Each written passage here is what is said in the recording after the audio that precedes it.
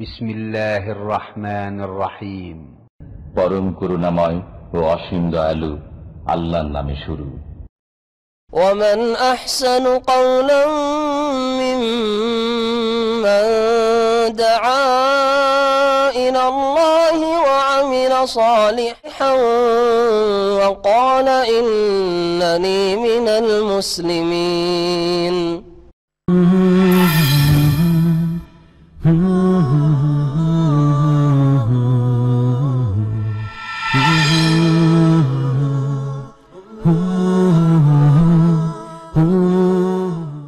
أعوذ بالله من الشيطان الرجيم. والذين آمنوا وعملوا الصالحات سندخلهم جنات تجري من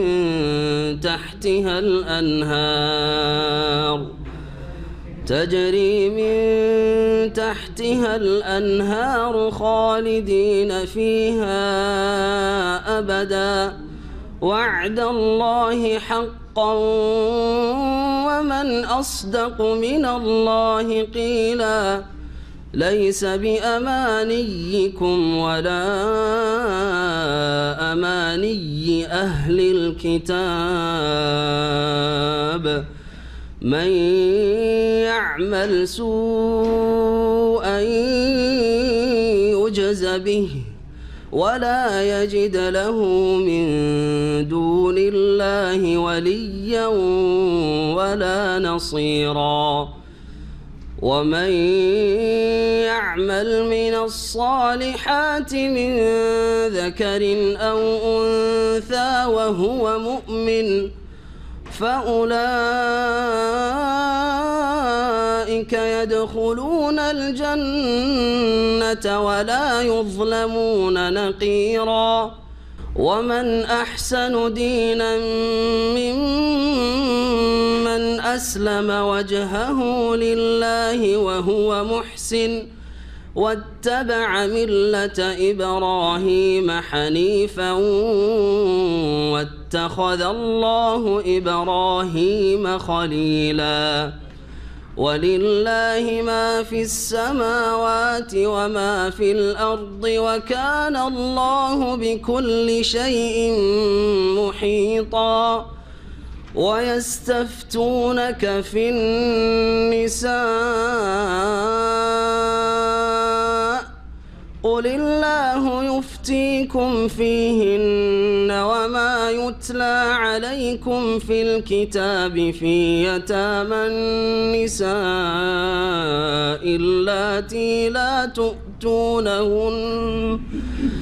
اللاتي لا تؤتونهن ما كتب لهن وترغبون أن تنكحوهن والمستضعفين من الولدان وأن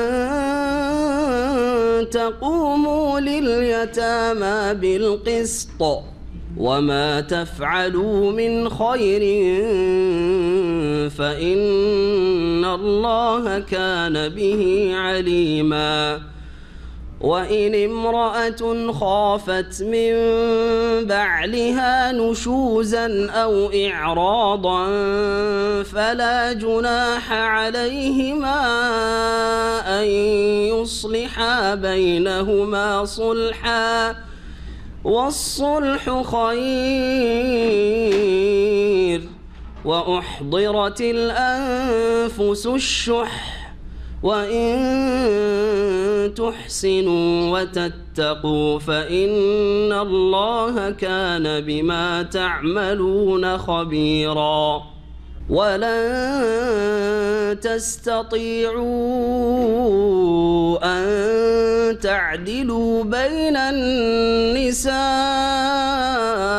ولو حرصتم فلا تميلوا كل الميل فتذروها كالمعلقة وإن تصلحوا وتتقوا فإن الله كان غفورا رحيما وإن يتفرقا يغن الله كلا من سعته وكان الله واسعا حكيما ولله ما في السماوات وما في الأرض ولقد وصينا الذين أوتوا الكتاب من قبلكم وإياكم أن اتقوا الله وإن تكفروا فإن لله ما في السماوات والأرض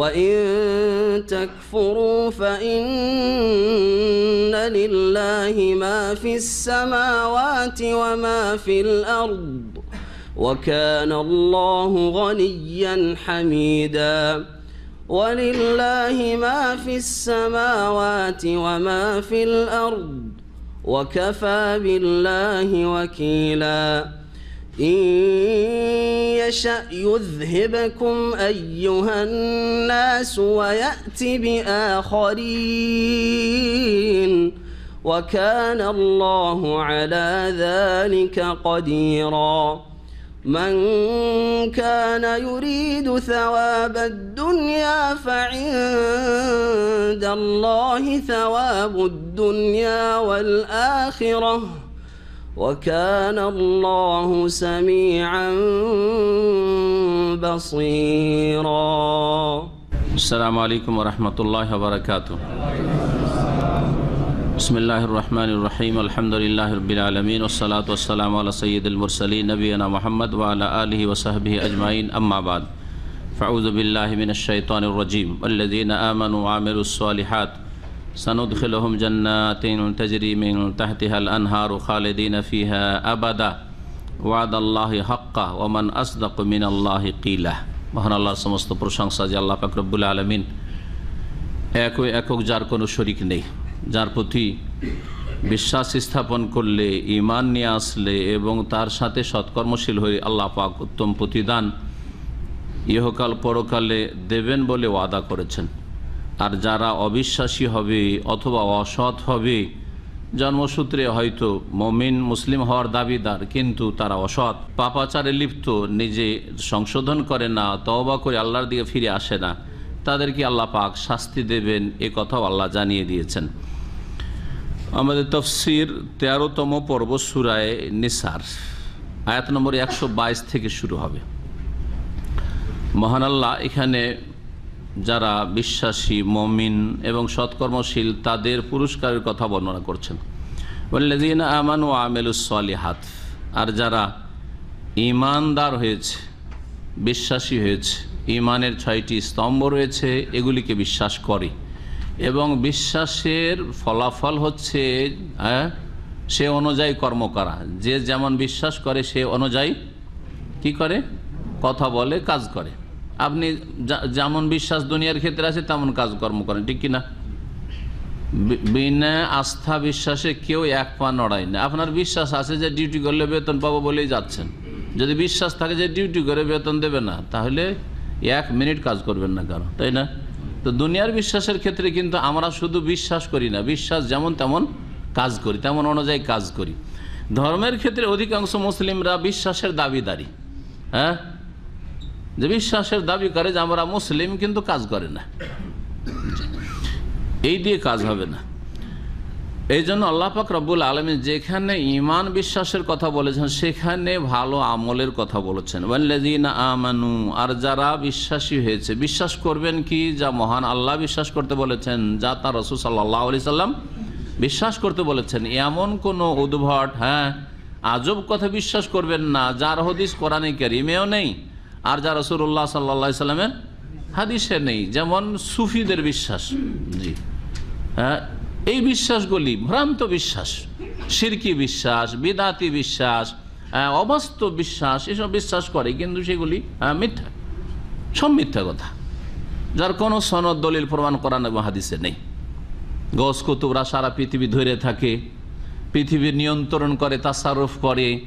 তারপর আব্দুল কাদের জিলানী মায়ের পেট থেকে 18 পারা কোরআন মুখস্থ, এগুলো বিশ্বাস করে না এক শ্রেণীর লোকেরা। এগুলি হচ্ছে মিথ্যা কথা, এগুলো হচ্ছে শিরকি কথা। এগুলি হচ্ছে বিদআতি কথা, অনিসলামী কথা, এগুলি ঈমান ভঙ্গকারী কথা। এই জন্য বলছি, বিশ্বাস করবেন কি? আপনার খেয়াল খুশি বিশ্বাস করবেন না, আপনার বুজুর্গদের খেয়াল খুশি বিশ্বাস করবেন না, কেতাবে আছে বিশ্বাস করেছি না, আল্লাহর কিতাবে কোরআনে কারীম আছে বিশ্বাস করি, ওহিতে আছে, আর আল্লাহ পাকের রসুল সাল্লাল্লাহু আলাইহি সাল্লামের হাদিস আছে তাই বিশ্বাস করি। ওয়ামেলুস সালিহাত, এবং যারা সৎ কাজগুলি করে, বহু বচন আল্লাহ বলেছেন, তো এক দুটি সৎ কাজ ভালো কাজ করে নিজেকে সৎ মনে করলে হবে না, অনেক সালেহাত রয়েছে, অনেক নেক আমল রয়েছে আল্লাহর হকের ক্ষেত্রে, রাসূল সাল্লাল্লাহু আলাইহি ওয়াসাল্লামের হকের ক্ষেত্রে, হ্যাঁ, আল্লাহর বান্দাদের হকের ক্ষেত্রে, আকীদার ক্ষেত্রে, ইবাদত বন্দেগীর ক্ষেত্রে, আখলাক চরিত্রের ক্ষেত্রে সালেহাত ভালো কাজগুলি যারা করলো ঈমানের সাথে, সানুদখিলুহুম জান্নাত, আল্লাহ বলছেন শীঘ্রই তাদেরকে জান্নাতে প্রবেশ করাবো, জান্নাত সমূহে প্রবেশ অধিকার দান করব। তাদেরকে আল্লাহ পাক এই অধিকার দান করবেন যে তোরা জান্নাতি, তোদের জন্য জান্নাত রয়েছে। এমন জান্নাত সমূহ আল্লাহ পাক তৈরি করে রেখেছেন, তাজরি মিন তাহতিহাল আনহার, যার পাদদেশে, নিম্ন দেশে, যার নিচে কি রয়েছে? নহর সমূহ, নদী নালা প্রবাহিত রয়েছে। আপনার ঘরের নিচে দিয়ে যদি ঝর্ণা প্রবাহিত হয়, আগের রাজারা এরকম তাদের প্যালেস তৈরি করত, জি, যেগুলো এখন আমরা অনেকেই দেখতে যাই, যে এগুলোতে তাদের কি ছিল? নহর প্রবাহিত, যেখানে তাদের বস্তু দেওয়ানে আম, দেওয়ানে খাস, মোগলদের যে দিল্লির তাদের রয়েছে প্যালেস, সেখানে নহর, নিচে দিয়ে নহর প্রবাহিত। তো সেই যুগ আজকে থেকে 700-800 বছর আগে তারা বাড়ির ঘরের নিচে দিয়ে নহর প্রবাহিত হচ্ছে। দুনিয়ার সামান্য একটু চিত্র, এই দিয়ে আপনি উপলব্ধি করেন, যদিও কল্পনার বাইরে আল্লাহ পাকের জান্নাতের নিয়ামত। ওয়ালা খাতার আলা কালবে বাসার, কোন মানুষ কল্পনা করেও ভাবতে পারে না যে কেমন নিয়ামত আল্লাহর হতে পারে জান্নাতে, স্থায়ী নিয়ামত। দুনিয়ার এই ভোগবিলাসের সামগ্রী ক্ষণিকের, কিছুদিন ছিল তারপরে শেষ হয়ে গেছে। এই নেতৃত্ব আল্লাহ, এই ভোগবিলাসের জীবন আল্লাহ কেড়ে নিয়েছে, অথবা তারাই এই সব ছেড়ে দুনিয়া থেকে মারা গেছে, চলে গেছে। কিন্তু জান্নাতে না মত আছে, না বেঁচে আছেন, আর নিয়ামত, জান্নাতের নিয়ামত কেড়ে নেওয়া হবে। খলুদুন ফালা মত, চিরকাল থাকবে, মতও আসবে না, আর তোমাদের থেকে এই নিয়ামত ছিনিয়ে নেওয়া হবে না।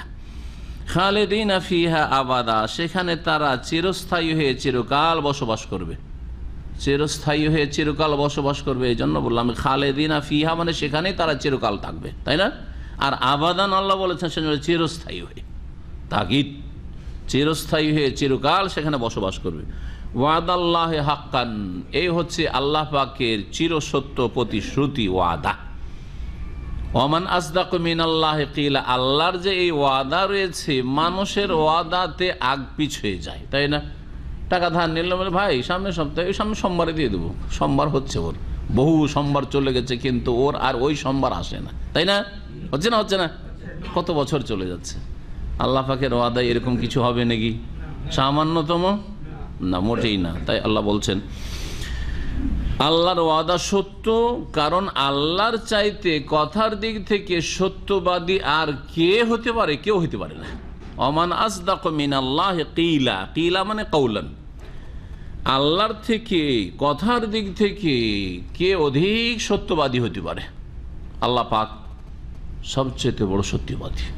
জি, আমাদের সততা থাকা সত্ত্বেও কখন আমরা হয়তো ওয়াদা করেছেন তখন ঠিক ছিল, কিন্তু রক্ষা করতে পারলাম না, হয় না? হয় না? অনেক সময় অভাবের স্বভাব নষ্ট, অথবা ওয়াদা করেছেন এতটার সময়, কিন্তু আপনি রাস্তাতে কোনো জায়গায় বাধাগ্রস্ত হইলেন, অপারগ, বিলম্ব হয়ে গেল, হয় না? হয় না? হয়ে যাচ্ছে।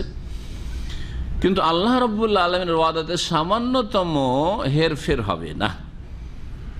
তারপরে আল্লাহ পাক রব্বুল আলামিন আর একটি বিষয় বর্ণনা করছেন, সেটা হচ্ছে যে ইহুদি খ্রিস্টানরা, তারা তাদের মনের বাসনা বা উচ্চ আকাঙ্ক্ষা যে জান্নাতি যদি কেউ হয়, তো ইহুদিরা বলতো যে একমাত্র ইহুদি জান্নাতি, খ্রিস্টানরা বলতো যে জান্নাতি যদি কেউ হয় তাহলে একমাত্র খ্রিস্টানরা। আল্লাহ পাক রব্বুল আলামিন অন্য একটি আয়াতে বিষয়টি সূরা বাকারা বর্ণনা করেছেন। লাইয়াদ কালু, তারা বলেছিল লাইয়াদখুলাল জান্নাতা ইল্লা মান কানা হুদান আও নাসারা, জান্নাতে যাবে না একমাত্র কারা যাবে? যারা ইহুদি অথবা খ্রিস্টান। ইহুদিরা বলতো ইহুদি শুধু জান্নাতি, আর খ্রিস্টানরা বলতো খ্রিস্টান শুধু জান্নাতি। আল্লাহ ওখানে বলছেন তিলকা আমানিয়হুম, এই হচ্ছে তাদের মনের বাসনা মাত্র, মৌখিক মনের বাসনা শুধু, ব্যাস। মনের এটা আকাঙ্ক্ষা যেটা মুখে বলছে, কিন্তু এর বাস্তবতা কিছু নেই, অবাস্তব কথা। এখানে আল্লাহ রাব্বুল আলামিন এই বিষয়টি বলছেন লাইসা বিআমানিয়িকুম ওয়ালা আমানি আহলিল কিতাব। এটা ছিল আখিরাতের কথা একটা দিক। আর একটা তর্ক করতো ইহুদিরা সাহাবায়ে কেরামদের সাথে, এই বিষয়টিও এখানে বর্ণনা করেছেন কোন কোন তাফসীরকার। তর্ক করে বলতো যে আমাদের নবী বেশি শ্রেষ্ঠ। সাহাবী বললেন যে আরে এইরকম কথা তো মিথ্যা কথা, শেষ নবী মুহাম্মদ রাসূলুল্লাহ সাল্লাল্লাহু আলাইহি ওয়াসাল্লাম শ্রেষ্ঠ রাসূল, শেষ রাসূল।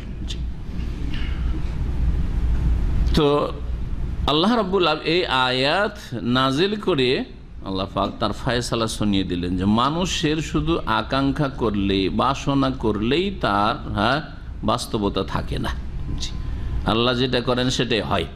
লাইসা বিআমানিয়িকুম ওয়ালা আমানি আহলিল কিতাব, হে মুসলিমরা, হে মুমিনরা, না তোমাদের বাসনা আর না কিতাবধারী যাদেরকে কিতাব দেওয়া হয়েছিল তাওরাত ইনজিল, ইহুদি এবং খ্রিস্টান। আহলি কিতাব মানে ইহুদি এবং খ্রিস্টান, এই দুটো জাতি শুধু পৃথিবীতে আছে যারা আসমানি কিতাব মনে রাখবেন, মানুষের তৈরি করা রচিত কিতাব নয়, আসমানি গ্রন্থ ধারণকারী। কিন্তু আসমানি গ্রন্থগুলি তারা বিকৃত করে দিয়েছে, শব্দের বিকৃতি ঘটিয়েছে, বাক্যের বিকৃতি ঘটিয়েছে, অর্থের তো বিকৃতি ঘটিয়েছে। তাওরাত এবং ইনজিল এই কিতাবগুলি কোনো এক সময় আসমানি কি ছিল? গ্রন্থ ছিল। আল্লাহ পাক আসমান থেকে ওহী নাযিল করেছে, সেগুলো ওহী ছিল, কিন্তু সেগুলি অবিকৃত নয়, বিকৃত হয়ে গেছে। কোরআনে কারীম সুরক্ষিত, মাহফুজ, আল্লাহ পাক তার হেফাজতের দায়িত্ব নিয়েছে। ইন্না নাহনু নাযালনা যিকরা ওয়া ইন্না লাহু লাহাফিজুন। বাকি কিছু গ্রন্থ রয়েছে যে গ্রন্থগুলি মানুষের রচিত, যেমন বেদ পুরাণ, রামায়ণ, মহাভারত, এইরকম ত্রিপিটক বৌদ্ধদের, এই সবগুলি মানুষের রচিত, এগুলি কোনো ঐশী গ্রন্থ নাই, এগুলি আসমানি কিতাব নয়। ভালো করে মনে রাখেন। তাহলে কিতাব তিন রকমের: সুরক্ষিত কিতাব, আসমানি গ্রন্থ সুরক্ষিত কিতাব আল কোরআনুল কারীম, যা কিয়ামত পর্যন্ত হেফাজতে থাকবে, একটি শব্দের কেউ রদবদল করতে পারবে না, কারণ আল্লাহ পাক স্বয়ং তার হেফাজতের দায়িত্ব নিয়েছেন। এবং নিশ্চিহ্ন করে দিতে পারবে না, যা মুসলিম নিশ্চিহ্ন। এক জায়গায় যদি মুসলিমকে দুর্বল করে আরেক জায়গায় উঠবে, জি হ্যাঁ, কাফেরদের ঘর থেকে উঠবে, কাফেরদের ঘর ইসলাম গ্রহণ করছে, ইসলামের শত্রুদের ঘর থেকে মুসলিম বেরোচ্ছে। এইভাবে আল্লাহ পাক রব্বুল আলামিন ইসলামের হেফাজত করবেন, মুসলিমদেরকেও আল্লাহ পাক রাখবেন। যখন কোরআন থাকবে তো মুসলিম না থাকবে না, শুধু কোরআন থেকে যাবে? কোরআন থেকে যাওয়া মানে মুসলিম থাকবে, এই কথা মনে রাখবেন। আল্লাহ পাক যখন কোরআনের হেফাজতের দায়িত্ব নিয়েছেন, তো মুসলিম উম্মার হেফাজতের দায়িত্ব মুসলিম উম্মা থাকবে। কোথাও কমজোর হবে, কোথাও মার খাবে হয়তো তাদের পাপাচারের কারণে, কিন্তু আরেক জায়গায় মাথা উঠাবে। দ্বিতীয় শ্রেণীর কিতাব বললাম যে সেগুলো ঐশী গ্রন্থ, আসমানি কিতাব, কিন্তু সেগুলি বিকৃত হয়ে গেছে, যেমন তাওরাত, ইনজিল, জাবুর। জি। তৃতীয় শ্রেণীর গ্রন্থ যেগুলি আসমানি কিতাব নয়, ঐশী বাণী নয়, আল্লাহর ওহী নয়, সেগুলি মানুষের রচিত। তাতেও কিছু ভালো কথা আছে। কেন? কারণ যারা রচনা করেছিল তারা ওই আসমানি গ্রন্থগুলো থেকে কিছু তথ্য নিয়েছে। এটা হচ্ছে সার কথা। অর্থাৎ বেদেও তাওহীদের কথা, একম ব্রহ্ম আছে, তাই না? বেদে আছে যে শেষ যে কলকি অবতার হবেন, শেষ নবী মুহাম্মদ সাল্লাল্লাহু আলাইহি সাল্লাম কলকি অবতার বলে বোঝানো হয়েছে। তিনি খাতনা করা হবেন, তারা উটের পিঠে চাবেন, তারা মরুভূমিতে বসবাস করবেন। এগুলো কোত্থেকে আসলো? তার আগের কিতাব যে তাওরাত, ইনজিল, যে ভবিষ্যৎবাণী রয়েছে, সেগুলো থেকে নেওয়া হয়েছে, সেগুলো থেকে নিয়েছে। কিন্তু এসব কিতাবগুলি, এসব গ্রন্থগুলি হচ্ছে মানুষের রচিত। কেউ যদি মনে করে আসমানি কিতাব, সে গোমরাহ। কেউ যদি মনে করে বেদ আসমানি গ্রন্থ, তাহলে সে গোমরাহ, পথভ্রষ্ট। জি। তোমাদের না আশা পূরণ হবে, আর না ওয়ালা আমানি আহলিল কিতাব, না আহলি কিতাব কিতাবধারী ইহুদি খ্রিস্টানদের বাসনা পূরণ হবে শুধু মুখের দাবি করলে, বরং কার বাসনা পূরণ হবে, মনের আশা আকাঙ্ক্ষা পূরণ হবে? যেই ব্যক্তি ঈমানের সাথে সৎকর্ম করবে। এই কথা আল্লাহ বলতে চাইছেন। তাই বলছেন মাইয়া আমাল সু আন ইউজজা বিহি, যেই ব্যক্তি কোনো মন্দ কাজ করবে তাকে তার প্রতিদান দেওয়া হবে, তার বদলা দেওয়া হবে। মন্দ কাজ করেছো, মন্দ বদলা দেওয়া হবে। ইহুদি তুমি মন্দ কাজ করবে, খ্রিস্টান তুমি মন্দ কাজ করবে। মন্দ কাজ সবচেয়ে বড় মন্দ কাজ হচ্ছে শিরক, সবচেয়ে মন্দ কাজ হচ্ছে শেষ নবী মুহাম্মদ রাসূলুল্লাহ সাল্লাল্লাহু আলাইহি ওয়াসাল্লামকে অস্বীকার করা, মুহাম্মদ রাসূল রিসালাতকে অস্বীকার করা, কোরআনে কারীমকে অস্বীকার করা। মন্দ কাজ হচ্ছে আল্লাহর ইবাদত বন্দেগী আল্লাহ রসুলের তরিকায় না করা। মন্দ কাজ হচ্ছে বিভিন্ন পাপে লিপ্ত থাকা। যে মন্দ কাজ করবে তার বদলা তাকে দেওয়া হবে। সুতরাং তোমাদের বাসনা যে আমরাই জান্নাতে যাব, আমরাই শ্রেষ্ঠ, এইসব দাবি শুধু মৌখিক দাবি, এসবের বাস্তবতা কিছু নেই। ওয়ালা ইয়াজিদ লাহু মিন দুনিল্লাহি ওয়ালিয়্যা ওয়ালা নাসীরা, এবং আল্লাহ ছাড়া তার জন্য কোনো না বন্ধু পাবে আর না কোনো সাহায্যকারী পাবে। ওলি বন্ধু, পৃষ্ঠপোষক, অভিভাবক, না কোনো অভিভাবক পৃষ্ঠপোষক পাবে আর না কোনো সাহায্যকারী পাবে। পক্ষান্তরে ওমাইয়া আমাল মিনাস সালিহাত, এ ছিল মন্দ কাজ যারা করলো তাদের না কোনো সাহায্যকারী আর বদলা পাবে, অসৎ কাজের বদলা, পাপের বদলা, শাস্তি পাবেই। ভালো মানুষদের কথা আল্লাহ বলছেন ওমাইয়া আমাল মিনাস সালিহাতে, আর যারা সৎকর্মগুলি করবে, মিন যাকারিন আও উনসা, সে পুরুষ হোক আর নারী, আল্লাহর নজরে সকলে সমান আমলের ক্ষেত্রে এবং আমলের বদলা প্রতিদানের ক্ষেত্রে, জাজার ক্ষেত্রে, সাজার ক্ষেত্রে নারী পুরুষ আল্লাহর কাছে সমান। কর্মক্ষেত্রে সমান না, দুনিয়ায় কর্মক্ষেত্রে নারী পুরুষ সমান না। যে আমি বক্তব্য করবো আপনাদের সামনে, এক মহিলা এসে বক্তব্য করবে, না, সমান না। মহিলার জন্য ঘরের ডিউটি দিয়েছেন, আর পুরুষদের জন্য বাইরের ডিউটি দিয়েছেন। যদি আপনি ডিউটি বদল করে নেন, বিবিকে বলেন যে তুই চাকরি করে বেতন নিয়ে পয়সা নিয়ে আর হাট বাজার করে নিয়ে, আর আমি কিচেনে পাক করছি, তো এটা ফিতরাতের পরিপন্থী। আল্লাহ যেই ফিতরা প্রকৃতি দিয়ে মানুষকে পয়দা করেছেন তার বিপরীত এটা।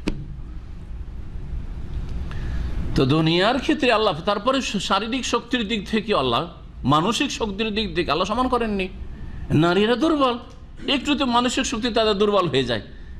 স্বামী স্ত্রী দুজনে বসে আছেন, আল্লাহ না করে অ্যাক্সিডেন্ট হলো, আপনার কিছু হয়নি, আপনি ক্ষতবিক্ষত, আপনার হাত পা ভেঙে গেছে, তারপরে চোখে পানি আসে না, কান্না করেন না, হয় না? হয় না?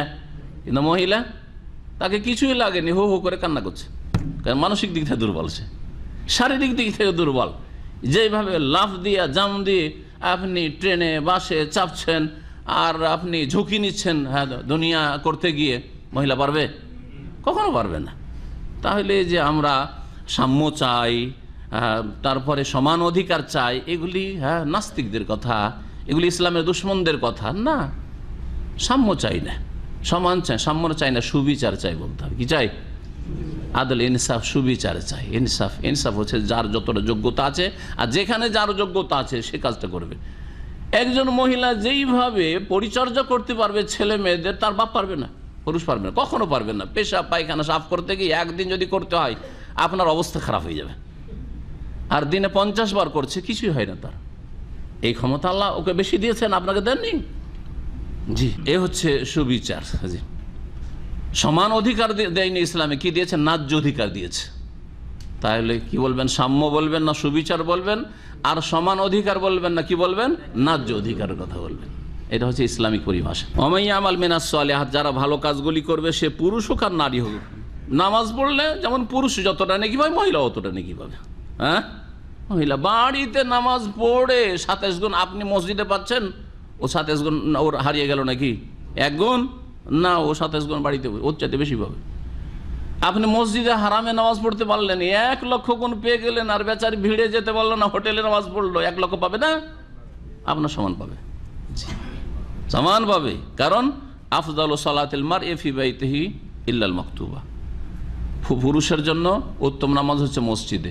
মহিলাদের ক্ষেত্রে বলছে লা তামনাউ ইমা আল্লাহ মাসাজিদ আল্লাহ বুয়ুতুহুন্না খায়রুল্লাহুন্না, আল্লাহর বান্দীদেরকে যদি তারা মসজিদে যেতে চায় তাহলে বাধা দিও না, হে স্বামীরা, হে বাপেরা, হে ভাইয়েরা, বাধা দিও না অভিভাবক হিসাবে। তবে তাদের বাড়িটা তাদের জন্য বেশি ভালো। তার মানে বাড়িতে নামাজ পড়লে, হোটেলে নামাজ পড়লে 1 লাখের চাইতে বেশি পাবে। খায়রুল্লাহুন্না করতে হবে, যদি সমান সমান হয় ওর চাইতে বেশি পাবে সে, কারণ পর্দার মধ্যে সে নামাজ পড়েছে। যত পর্দার ভিতর পড়ে তত বেশি নাকি পাবে। সুতরাং পরিবার নিয়ে মক্কা এসেছেন আর সবসময় যেতে চাই, ভিড়েও ধাক্কাধাক্কি করে যেতে চাই, আর যেখানে সেখানে পুরুষদের মাঝে কাতার লেগে গেল, এটা জায়েজ নয়। আর এইরকম করাও ঠিক না। এই ক্ষেত্রে ঘরে হোটেলে নামাজ পড়লে 1 লক্ষের বেশি বয়ুতুহুন্না খায়রুল্লাহুন্না, তাদের হোটেলগুলি তাদের জন্য মসজিদ হারামের চাইতে উৎকৃষ্ট। ভালো করে শুনে রাখেন, এটা হচ্ছে নবী করিম সাল্লাল্লাহু আলাইহি ওয়াসাল্লাম। নারী হোক আর পুরুষ হোক, যারাই ভালো কাজগুলি করবে, ওয়াহুয়া মুমিন, কিন্তু ভালো কাজ করতে হবে মুমিন থাকা অবস্থায়, ঈমান ভঙ্গ করে নয়। কবরে সিজদাও করছে, তাহাজ্জুদও পড়ছে, কোনো কাজে আসবে না।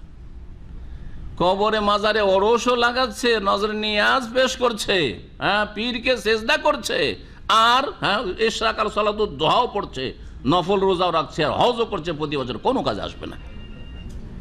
কোরবানিও করছে আর মাজারেও খাসি মোরগ জবাই করছে, তাহলে মুমিন না, সে মুশরিক মুওয়াহিদ, একত্ব প্রতিষ্ঠাকারী, যে আল্লাহর একত্ব তৌহিদ প্রতিষ্ঠা করে সে হচ্ছে মুমিন। আর যে শিরক করে সে মুমিন থাকে না। তাহলে ভালো কাজগুলি কোনো কাজে আসবে না আখিরাতে। দুনিয়াতে কিছু কাফের মুশরিকও যেমন দিয়ে দেন, ভালো কাজের বদলা সুস্থতা দিয়ে দেন, তারপরে বিদ্যা বুদ্ধি দিয়ে দেন, কিছু টাকা পয়সা বেশি দিয়ে দেন, সুখের সামগ্রী দিয়ে দেন, ওই রকম কিছু দিয়ে দেবেন, কারণ আল্লাহ পাক একেবারে সবগুলি নষ্ট করেন না, দুনিয়া কিছু দিয়ে দেবেন, যেমন হাদিস দ্বারা প্রমাণিত। মুমিন থাকা অবস্থায় তাহলে পুরুষ হোক আর নারী হোক ভালো কাজ যারা করবে, ফাউলাইকা ইয়াদখুলুনাল জান্নাহ, ওরাই তো জান্নাতে প্রবেশ করবে। ওয়ালা ইউযলামুনা নাকিরা, আর বিন্দু পরিমাণ তাদের ওপর অবিচার করা হবে না, তাদের ওপর জুলম করা হবে না। নাকির, নাকির কাকে বলা হয়? নাকিরের শাব্দিক অর্থ হচ্ছে খেজুরের বিচি বের করে, বিচি বের করার পরে মাঝখানে একটা বিন্দু থাকে, তিলের মতো, হ্যাঁ, সেটাকে বলা হয় নাকির, বলা হয় নাকির। নাকির তো তিল পরিমাণ তাদের উপর জুলুম করা হবে না, বিন্দু পরিমাণ তাদের উপর জুলুম করা হবে না, বোঝানো হয়েছে। ওমান আহসানু দীনান মিম্মান আসলামা ওয়াজহাহু লিল্লাহি ওয়া হুয়া মুহসিন। দিনের ক্ষেত্রে, ঈমান ইসলামের ক্ষেত্রে কার ইসলাম সবচাইতে সুন্দর? আল্লাহ পাক এই আয়াতে বলছেন ওয়ামান আহসানু দীনান, দিনের ক্ষেত্রে, ধর্মের ক্ষেত্রে কে সবচাইতে সুন্দর, হ্যাঁ, কে সবচাইতে ভালো? ওর চাইতে, ওই ব্যক্তির চাইতে যে তার মুখমণ্ডলকে আল্লাহর সামনে কি করলো? ঝুঁকিয়ে দিল, যে আল্লাহর সামনে আত্মসমর্পণ করলো। আসলামা ওয়াজহাহু লিল্লাহ, আল্লাহর সামনে আত্মসমর্পণ করলো, একসাথে যদি মিলান। আর যদি শাব্দিক অর্থ করেন, আসলামা মানে ঝুঁকিয়ে দিল, ইস্তিসলাম, ওয়াজহাহু মুখমণ্ডলকে, চেহারাকে আল্লাহর সামনে, আল্লাহর সামনে, আল্লাহর জাতের সামনে, সত্তার সামনে, আল্লাহ পাকের গুণাবলীর সামনে, আল্লাহ যে আমার রব, রিজিক দাতা, মালিক, তার সামনে, তার রুবুবিয়তের সামনে, তার ইবাদত বন্দেগী করতে গিয়ে যে নিজেকে আল্লাহর সামনে সারেন্ডার করলো, ঝুঁকিয়ে দিল, জি, এটা হচ্ছে তৌহিদ। এটা কি? তৌহিদ। এটা হচ্ছে তৌহিদ। তো তৌহিদ যেই ব্যক্তি প্রতিষ্ঠা করলো, এক, ওয়া হুয়া মুহসিন, এবং তার সাথে সে নিষ্ঠাবান বটে, সে মুহসিন, তার মধ্যে খুলুসিয়ত রয়েছে, মুখলিস। জি, এই মুহসিন, আসলামা আর মুহসিন, এই দুটি কথা এই আয়াতে এসেছে। আর সূরা বাকার একটি আয়াত রয়েছে, বালা মান আসলামা ওয়াজহাহু লিল্লাহি ওয়া হুয়া মুহসিন ফালাহু আজরুহু ইনদা রাব্বিহি ওয়া লা খাউফুন আলাইহিম ওয়া লা হুম ইয়াহজানুন। এই যে আয়াত রয়েছে, ওখানেও আসলাম ওয়াজহাহু লিল্লাহ, আত্মসমর্পণ করা, আর মোহসেনের দুটি শব্দ রয়েছে বা দুটি কথা রয়েছে। এই দুটি কথা, দুটি বিষয়কে বোঝায়, যেই দুটি বিষয় হচ্ছে আমল কবুল হওয়ার জন্য, ইবাদত বন্দেগী কবুল হওয়ার জন্য শর্ত। আমল কবুলের শর্ত কি? দুইটি। কি কি? এক হচ্ছে ইখলাস, মানে তৌহিদ, আল্লাহ পাকের জন্য করা, আল্লাহর সাথে কাউকে শরীক, কোনো কিছুকে শরীক না করা, এবং আল্লাহর সন্তুষ্টির জন্য করা, দুনিয়ার কোনো গরজে না করা। তৌহিদ, ইখলাস, দুটো একই অর্থে বলা যেতে পারে এই ক্ষেত্রে। না আল্লাহ ছাড়া অন্যের জন্য কিছু ইবাদত করবেন, আর না আল্লাহর ইবাদত করতে গিয়ে দুনিয়ার কোনো গরজ রাখবেন, বরং আল্লাহর সন্তুষ্টি আপনার গরজ হবে। হচ্ছে তৌহিদ, ইখলাস। এটা আসলামা ওয়াজহাহু লিল্লাহর মধ্যে রয়েছে। আর মুহসিনের তাফসীর করেছেন ফজাইল ইবনে আয়াদ রাহমাতুল্লাহ আলাইহি। জি, মুহসিন, এইরকম অনেক সালাফগণ। মুহসিন মানে মুত্তাবে লিসুন্নাহ, যে নবী সাল্লাল্লাহু আলাইহি সাল্লামের আদর্শের অনুসারী। দ্বিতীয় আমল কবুল হওয়ার শর্ত কি? নবীর তরিকা হতে এক আল্লাহর ইবাদত হইতে হবে ইখলাসের সাথে, তৌহিদের সাথে, আর এক রাসূল সাল্লাল্লাহু আলাইহি সাল্লামের তরিকা অনুযায়ী ওই রাস্তা দিয়ে হইতে হবে। আপনার নামাজ হবে কার মতো? রাসূলুল্লাহ সাল্লাল্লাহু আলাইহি সাল্লামের নামাজ সালাতের মতো। আপনার রোজা হবে কার মতো? রাসূলুল্লাহ রোজার মতো। রাসূলুল্লাহ সাল্লাল্লাহু আলাইহি ওয়াসাল্লাম নামায় তানাসুমা গাদান দিয়ে রোজা শুরু করেছেন, নিয়ত পড়েছেন, তাহলে এই যদি রোজা রাখেন তাহলে তো হইল না, আমল কবুল হইল না। রাসূলুল্লাহ সাল্লাল্লাহু আলাইহি ওয়াসাল্লাম বলছে আল্লাহুম্মা ইন্নী নাওয়াইতুল হাজ্জা ওয়াল উমরাতা, এরকম করেছেন, নিয়ত পড়েছেন? পড়েননি। তাহলে আপনি যদি নাওয়াইতুল উমরাতা নাওয়াইতুল হাজ্জা করেন তাহলে রাসূলুল্লাহ সাল্লাল্লাহু আলাইহি ওয়াসাল্লামের হজ করলেন না আপনি। খুযু আন্নী মানাসিক, আমার থেকে হজ শিখে নাও, নবী সাল্লাল্লাহু আলাইহি ওয়াসাল্লাম বলেছেন, তাহলে কাজ হলো না। জি হ্যাঁ, এই দুইটি শর্ত, তাহলে দুইটি শর্ত এই আয়াতের তাফসীর এইভাবে অনেক সালাফগণ করেছেন। বালামান আসলামা ওয়াজহাহু লিল্লাহ, যে হ্যাঁ ওখানে রয়েছে বালামান আসলাম, এখানে রয়েছে ওর চাইতে কে দিনের ক্ষেত্রে ধর্মের ক্ষেত্রে অতি উত্তম হতে পারে, যেই ব্যক্তি তার মুখমণ্ডলকে ঝুঁকিয়ে দিল আল্লাহর সামনে, যে আত্মসমর্পণ করলো। তৌহিদ, জি তৌহিদ। ওয়াহুয়া মুহসিন, এবং তার সাথে সে নিষ্ঠাবান। মুহসিনের আরেকটি অর্থ, সেটা হচ্ছে সে আহসানা ইহসান মানে সদ্ব্যবহার করা, হ্যাঁ সদাচরণ করা, তাই না? ইন্নাল্লাহ কাতাবাল ইহসান আলা কুল্লি শাই, আল্লাহ প্রত্যেক বিষয়ের ক্ষেত্রে ইহসান সদ্ব্যবহার সদাচরণ ফরজ করেছেন। ইহসান মা আল্লাহ, আল্লাহর সাথে আপনার ইহসান হইতে হবে, সদ্ব্যবহার সদাচরণ হইতে হবে। ইহসান মা রাসূলিল্লাহ, আল্লাহ রাসূল সাল্লাল্লাহু আলাইহি ওয়াসাল্লামের সাথে আপনার ইহসান সদ্ব্যবহার হইতে, সদাচরণ হইতে হবে। হ্যাঁ, ইহসান ইলা খালকিল্লাহ, আল্লাহর সৃষ্টিদের সাথে সদ্ব্যবহার হইতে হবে। আর আল্লাহর সৃষ্টির মধ্যে আল্লাহ এবং তার রাসূল সাল্লাল্লাহু আলাইহি সাল্লামের পরে সবচেয়ে বেশি ইহসান হইতে হবে 3 নম্বরে মাতা পিতার সাথে। এই জন্য কোরআনে কারীমের কয়েক জায়গায় এই বিষয়টিকে আল্লাহ বলছেন ওয়াবিল ওয়ালিদাইনে ইহসান। দেখেন ইহসান শব্দ এসেছে, মাতা পিতার সাথে কি করো? সদ্ব্যবহার করো, সদাচরণ করো। জি, ইহসান শব্দ ওখানে ব্যবহার হয়েছে। তাহলে এখানে কি বোঝা যায়? যে আল্লাহর সামনে ঝুঁকে যাবেন, এটা হচ্ছে দিনের সৌন্দর্য। সবচেয়ে সুন্দর দিন হচ্ছে আল্লাহর সামনে ঝুঁকে তৌহিদ প্রতিষ্ঠা করা। আল্লাহ পাকের আদেশ নিষেধ আপনি শির নত করে মেনে নিলেন, আর তারপরে আপনি নিষ্ঠাবান হলেন আল্লাহর সাথে সদ্ব্যবহার করা, আল্লাহ পাকের সুন্দরভাবে ইবাদত বন্দেগী করা, রাসূল সাল্লাল্লাহু আলাইহি ওয়াসাল্লামের সাথে সুন্দর ব্যবহার করা, ভালো আচরণ করা হচ্ছে রাসূলুল্লাহ সাল্লাল্লাহু আলাইহি ওয়াসাল্লাম আগেও না বাড়ার পিছিয়েও না থেকে যাওয়া। জুলুম করেছে দুই জাতি রাসূলুল্লাহ সাল্লাল্লাহু আলাইহি ওয়াসাল্লামের উপর, যারা আগে বেড়ে গেছে শিরক বিদআত করে, আর যারা অনেক পিছিয়ে থেকে গেছে ফাসিকি কাজ করে। নামাজে চোখ ঠান্ডা হইতো রাসূলুল্লাহ সাল্লাল্লাহু আলাইহি ওয়াসাল্লামের, এদের ঘুমে চোখ ঠান্ডা হয় ফজরের সময়, আসরের সময়। এরা মুতাখাল্লিফ, মুতাকাদ্দিম আর মুতাআখির, এই দুটো হচ্ছে রাসূলুল্লাহ সাল্লাল্লাহু আলাইহি ওয়াসাল্লামের সাথে দুর্ব্যবহারকারী। ভালো করে শুনে দেখেন। আর যারা রাসূলুল্লাহ সাল্লাল্লাহু আলাইহি ওয়াসাল্লামের পেছনে পেছনে কাছাকাছি থাকলো, ইত্তেবা বলা হয় ফলো করা, পেছনে একেবারে সাথে সাথে কাছাকাছি থাকতে হবে। বড় নেতারা যখন বাইরে বেরোয় তো তাদের সিকিউরিটি গার্ড থাকে না? সিকিউরিটি খুব বেশি এগিয়ে থাকে না, যাতে করে মাঝখান থেকে কেউ ঢুকে ক্ষতি করে দেয়, মেরে দেয়, আর খুব পিছিয়েও থাকে না, ঠিক কিনা? হ্যাঁ, বড়দের আগে যদি থাকার অনুমতি না থাকে, আগে থাকাও বেয়াদবি, এটা তো বুঝছেনি।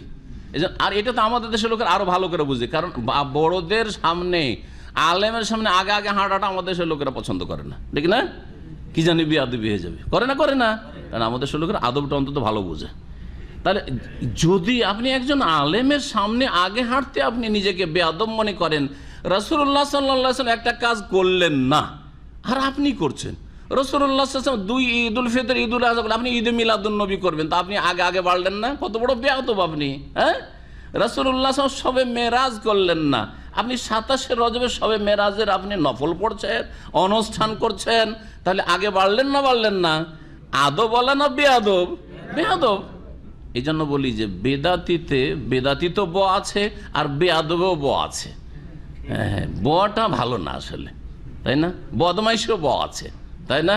বদ চরিত্র বদ আছে, হ্যাঁ, বদনসিবও ব আছে, সবগুলি ব দিয়ে শুরু। ব অধিকাংশ ক্ষেত্রে খারাপ শব্দ ব্যবহার হয়েছে।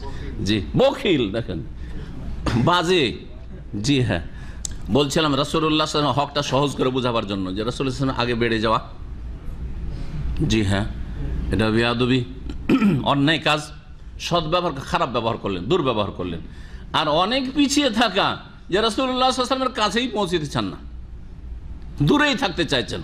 5 ওয়াক্ত নামাজে 4-3, রোজা মাঝে মাঝে রাখলেন না, কিছু জাকাত দিলাম না, আর মেলা পাপে লিপ্ত, চোখের পাপ, হ্যাঁ, নেটের পাপ, ফেসবুকের পাপ, বহু পাপ, ইউটিউবের পাপ, পাপ আর পাপ। তাহলে অনেক পিছিয়ে আছেন রাসূল থেকে, রাসূল সাল্লাল্লাহু আলাইহি ওয়াসাল্লাম থেকে অনেক পিছিয়ে, মুতাখাল্লিফ আপনি একেবারে। যারা বেশি পিছিয়ে থাকে, এই পিছিয়ে থাকতে থাকতে জাহান্নামে চলে যাবে। নবী সাল্লাল্লাহু আলাইহি ওয়াসাল্লাম সাথী সঙ্গীদেরকে জান্নাতে চলে যাবে, এরা জাহান্নামে চলে যাবে। এই মর্মে নামাজের ক্ষেত্রে বলছেন নবী সাল্লাল্লাহু আলাইহি ওয়াসাল্লাম যে কিছু লোকের আছে সবসময় নামাজে পিছিয়ে আসে প্রায় জামাত পাই না, আর জামাত পেলো, 1 রাকাত পেলো, প্রায় 1 রাকাত পাই। এইরকম করতে করতে হ্যাঁ ইয়াতাখাল্লাফুন, এমন পিছিয়ে যাবে যে জাহান্নামে, পিছিয়ে যেয়ে জাহান্নামে চলে যাবে, এরকম পিছিয়ে গিয়ে জাহান্নামে চলে যাবে। এটা ভালো লক্ষণ না। তাহলে ফাসিকরাও দুর্ব্যবহার করে, যারা বিভিন্ন পাপে জড়িয়ে রয়েছে, যেই পাপগুলিকে সমাজেও মানুষ পাপ মনে করে। আর শিরক বিদআতের পাপকে বিদআতি সমাজে তার পাপ মনে করে না, সওয়াবের আশাই করে। সেটা হচ্ছে আগে বেড়ে যাওয়া, আগে বাড়াও দুর্ব্যবহার রাসূল সাল্লাল্লাহু আলাইহি ওয়াসাল্লামের সাথে, আর বেশি পিছনে থাকাও দুর্ব্যবহার। আর পাশাপাশি থাকা, রাসূলুল্লাহ সাল্লাল্লাহু আলাইহি ওয়াসাল্লাম যেই দিনের ওপর ছেড়ে গেছেন সেই দিনকে মানব, আঁকড়ে ধরে থাকব, প্রতিষ্ঠা করব, এবং সেই দিন মানুষের কাছে প্রচার প্রসার করব। এটা হচ্ছে ইত্তিবা, এটা হচ্ছে অনুসরণ করা, এটা হচ্ছে ফলো করা। তো মুহসিন বুঝতে পারলেন। তারপরে মুহসিন, হ্যাঁ, সদ্ব্যবহারকারী মাতা পিতার সাথে তাহলে হইতে হবে। আল্লাহর সামনে আত্মসমর্পণ করার সাথে, আল্লাহ পাকের বান্দাদের সাথে, আত্মীয় স্বজনদের সাথে, ইয়েতিম অনাথদের সাথে, বিধবা অসহায়দের সাথে, দুর্বলদের সাথে, গরিব দুঃখীর সাথে, পাড়া প্রতিবেশীর সাথে, যে কোনো মানুষের সাথে কি করতে হবে? সদ্ব্যবহার করতে হবে। যদি এই দুটো কাজ করেন, তৌহিদের সাথে এহসান করলেন আপনি, ওয়াত্তাবা মিল্লাতা ইব্রাহিম হানিফা, এবং একনিষ্ঠভাবে ইব্রাহিম আলাইহিস সালামের আদর্শের অনুসারী হলো। ইব্রাহিম আলাইহিস সালামের আদর্শ হচ্ছে তৌহিদ।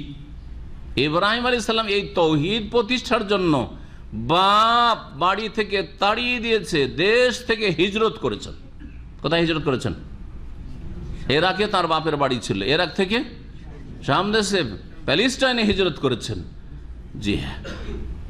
আবার এই তৌহিদ প্রতিষ্ঠা করার জন্য তার ছেলে ইসমাইল আলাইহিস সালাম এবং স্ত্রী হাজার রাদিয়াল্লাহু আনহা তাদেরকে মক্কাতুল মুকাররমায় রেখে গেছেন। জি, যাতে করে এখানে তৌহিদ কায়েম হয়, আল্লাহকে ডাকা হয়। ওয়া তাহহির বাইতি লিত-তায়িফিনা ওয়াল আকিফিনা ওয়া রুকআই সুজুদ, রুকুকারী, সেজদাকারী এবং তওয়াফকারী এবং যারা তৌহিদ প্রতিষ্ঠা করবে তাদের জন্য ঘরকে পাক রাখবে সমস্ত নাপাকি থেকে। আর সবচেয়ে বড় নাপাকি, অপবিত্রতা হচ্ছে শিরক। ইন্না শিরকা লাযুলমুন আযীম, বড় জুলম। এবং শিরক হচ্ছে, মুশরিক হচ্ছে ইন্নামাল মুশরিকুন নাজাস। সুতরাং শিরক আর মুশরিক থেকে পাক করতে হবে। এই জন্য মুশরিকের প্রবেশ করা আল্লাহর এই হারামের এলাকায় নিষিদ্ধ। ফালা ইয়াকরাবুল মাসজিদাল হারামা বাদা আমিহিম হাযা, এই বছরের পরে মসজিদ হারামের কাছে যেন তারা না আসে। ইব্রাহিম আলাইহিস সালামের দিনের মৌলিক বিষয় হচ্ছে তৌহিদ। একনিষ্ঠভাবে ইব্রাহিম আলাইহিস সালাম আদর্শের অনুসারী হলো, তাহলে তার দিন হচ্ছে সবচেয়ে ভালো দিনের ক্ষেত্রে, ধর্মের ক্ষেত্রে সবচেয়ে ভালো দিনদার মানুষ। জি, সবচেয়ে ভালো আল্লাহ পাক রব্বুল আলামিনের বান্দা এবং আল্লাহর ওলি। ওয়াত্তাখাযাল্লাহু ইব্রাহিমা খলিলা, এবং আল্লাহ রাব্বুল আলামিন ইব্রাহিম আলাইহিস সালামকে একান্ত বন্ধু হিসাবে গ্রহণ করেছেন।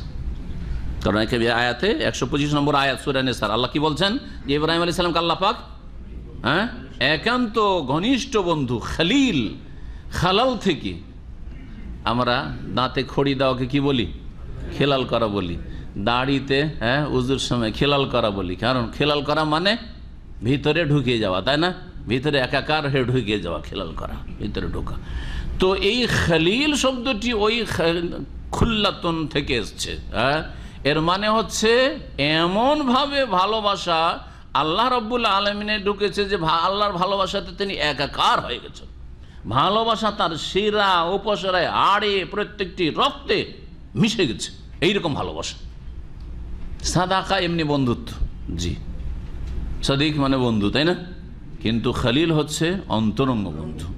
ইব্রাহিম আলাইহিস সালামকে আল্লাহ একান্ত বন্ধু হিসাবে গ্রহণ করেছেন, যখন ইব্রাহিম আলাইহিস সালাম আল্লাহ পাক রব্বুল আলামিনকে তার একমাত্র বন্ধু হিসাবে গ্রহণ করেছে এবং বন্ধুত্বের ভালোবাসার পরিচয় দিতে পেরেছে, সব কিছুকে কোরবানি দিতে প্রস্তুত।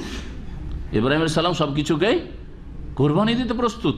মাতৃভূমি যাক, আল্লাহর জন্য মাতৃভূমি কোরবানি দিলাম, মাতৃভূমি ছেড়ে আমরা সহজে সরতে চাই না। হ্যাঁ, আল্লাহর জন্য বাড়িঘর সব কিছু, সংসার, ধন সম্পদ সব ছেড়ে দিলাম, কিছু লাগবে না, আবার আল্লাহর দিন হেফাজত, আল্লাহর দিনের জন্য।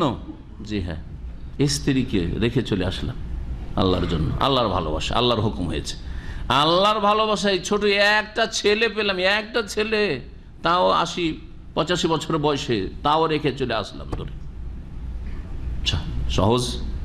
আপনার যদি এরকম পরিস্থিতি হইতো, তারপরে পরীক্ষার পর পরীক্ষা, আল্লাহ রাব্বুল বলছেন যে এই ছেলে কি কোরবানি, হ্যাঁ, আর নিয়াজ বাহকা কোরবানি করছেন, দেখছেন, আর নবীর স্বপ্ন হচ্ছে ওহি কোরবানি করতে হবে। জি হ্যাঁ, তাও প্রস্তুত, বাপ তো প্রস্তুত, ছেলেও প্রস্তুত। জি হ্যাঁ, ছেলেও প্রস্তুত। ইয়া আবাতে, হে আব্বা, ইফআল মা তুমার, যার আদেশ হয়েছে আপনি করে ফেলুন, কোনো অসুবিধা নেই, করে ফেলুন। আপনি চিন্তা করেন, ছোট বাচ্চা জানছে যে আমাকে এখনই জবাই করে দিব আমার বাপ। ইফআল মা তুমার সাতাজিদুনি ইনশাআল্লাহ মিনাস সাবিরিন, নিশ্চয়ই আপনি আমাকে ধৈর্যশীলদের মধ্যেকার পাবেন। আপনি ধৈর্য ধারণ করুন, আল্লাহর হুকুম। সব রকমের কোরবানি দিতে প্রস্তুত। প্রিয় নবী মুহাম্মদ রাসূলুল্লাহ সাল্লাল্লাহু আলাইহি সাল্লামের হাদিস রয়েছে, যেমন আল্লাহ রাব্বুল আলামিন ইব্রাহিম আলাইহিস সালামকে খলিল হিসাবে, একান্ত বন্ধু হিসাবে গ্রহণ করেছেন, তেমনি ফাকাদ ইত্তাখাযানি খলিলা, আমাকেও আল্লাহ রাব্বুল আলামিন একান্ত বন্ধু হিসাবে গ্রহণ করেছেন। যদি আমি আর কাউকে খলিল, অন্তরঙ্গ বন্ধু হিসাবে গ্রহণ করতাম, তো লাত্তাখাযতু আবা বকরিন খলিলা লাউ কুনতু মুত্তাখিযান খলিলান গায়রা রব্বি, আমার রব ছাড়া, আল্লাহ ছাড়া যদি আমি আর কাউকে অন্তরঙ্গ বন্ধু হিসাবে নিতাম, তাহলে সেটা কি হইতো? আবু বকর সিদ্দিক হইতো। কিন্তু আমার খলিল হচ্ছেন আল্লাহ রাব্বুল আলামিন। এই মর্যাদা শেষ রাসূল সাল্লাল্লাহু আলাইহি ওয়াসাল্লামকে আল্লাহ পাক দিয়েছেন, যেমন ইব্রাহিম আলাইহিস সালামকে দিয়েছেন। ওয়ালিল্লাহি মা ফিস সামাওয়াতি ওয়া মা ফিল আরদ, আকাশসমূহ এবং জমিনে যা কিছু রয়েছে সব আল্লাহর। কার মালিকানাধীন? লিল্লাহ, আল্লাহর। ওয়া কানা আল্লাহু বিকুল্লি শাইইন মুহিতা, এবং আল্লাহ রাব্বুল আলামিন সব কিছুকে পরিবেষ্টনকারী, সব কিছুকেই পরিবেষ্টন করা মানে কি? ঘিরে রেখেছেন। কি দিক দিয়ে? তার জ্ঞানের দিক থেকে। আল্লাহর জ্ঞানের বাইরে যে অমুক অপরাধী খুন করে বা শিরিক করে গিয়ে কোথায় লুকিয়ে গেছে খুঁজে পায় না, এরকম নাকি? মালাকুল মউত খুঁজে পায় না অমুক লোককে, রোগ কবজ করবে কিন্তু খুঁজে পায় না, হবে? তা আল্লাহর এলেম সবকে কি আছে? মহিত, ঘিরে আছে। জি। এবং অনেক সময় এলেম আছে, জানা আছে যে এই অপরাধী আছে, কিন্তু সক্ষম হচ্ছে না ধরতে।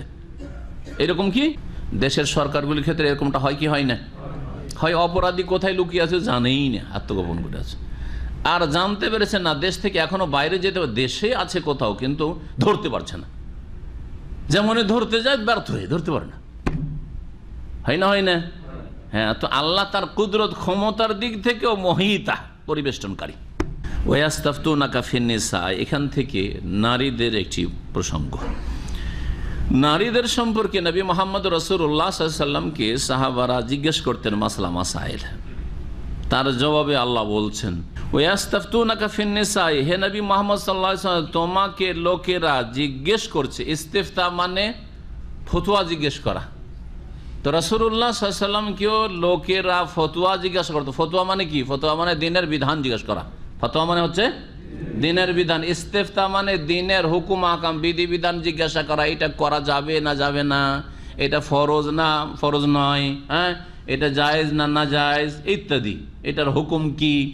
হে নবী, তোমাকে লোকেরা বিধান জিজ্ঞেস করছে ফিন্নেসায়ে, নারীদের ক্ষেত্রে। কুল, হে নবী তুমি তাদেরকে জানিয়ে দাও, আল্লাহ ইউফতিকুম ফিহিন্না, আল্লাহ তোমাদেরকে বিধান জানিয়ে দিচ্ছেন, ফিহিন্না তাদের বিষয়ে, মানে নারীদের সম্পর্কে। ওমায়ুতলা আলাইকুম ফিল কিতাবে ফি ইয়াতামান নিসা, আর যা তোমার প্রতি তিলাওয়াত করা হয়েছে বা তোমাকে পাঠ করে শোনানো হয়েছে, ফিল কিতাবে, আল কিতাব কোরআনে কারীমে, ফি ইয়াতামান নিসা, এ ইয়াতিম নারীদের ক্ষেত্রে, ইয়াতিম মহিলাদের ক্ষেত্রে। ইয়াতিম ছিল, বাপ মারা গেছে, নাবালিকা যখন ছিল তখন, তারপরে সে মেয়েগুলো সাবালিকা হয়েছে, এখন তারা নেশা, কিন্তু তারা ইয়েতিম হয়ে বড় হয়েছে। বিশেষ করে এই মহিলাদের মাসলা মাসাইল লোকেরা জিজ্ঞেস করছে, কারণ এদের ক্ষেত্রে আরবরা জাহিলিয়াতের যুগ থেকে করতো কি, এরকম করতো, এদের সাথে অবিচার করতো, এদের উপর জুলম অত্যাচার করতো, এদের শোষণ করতো।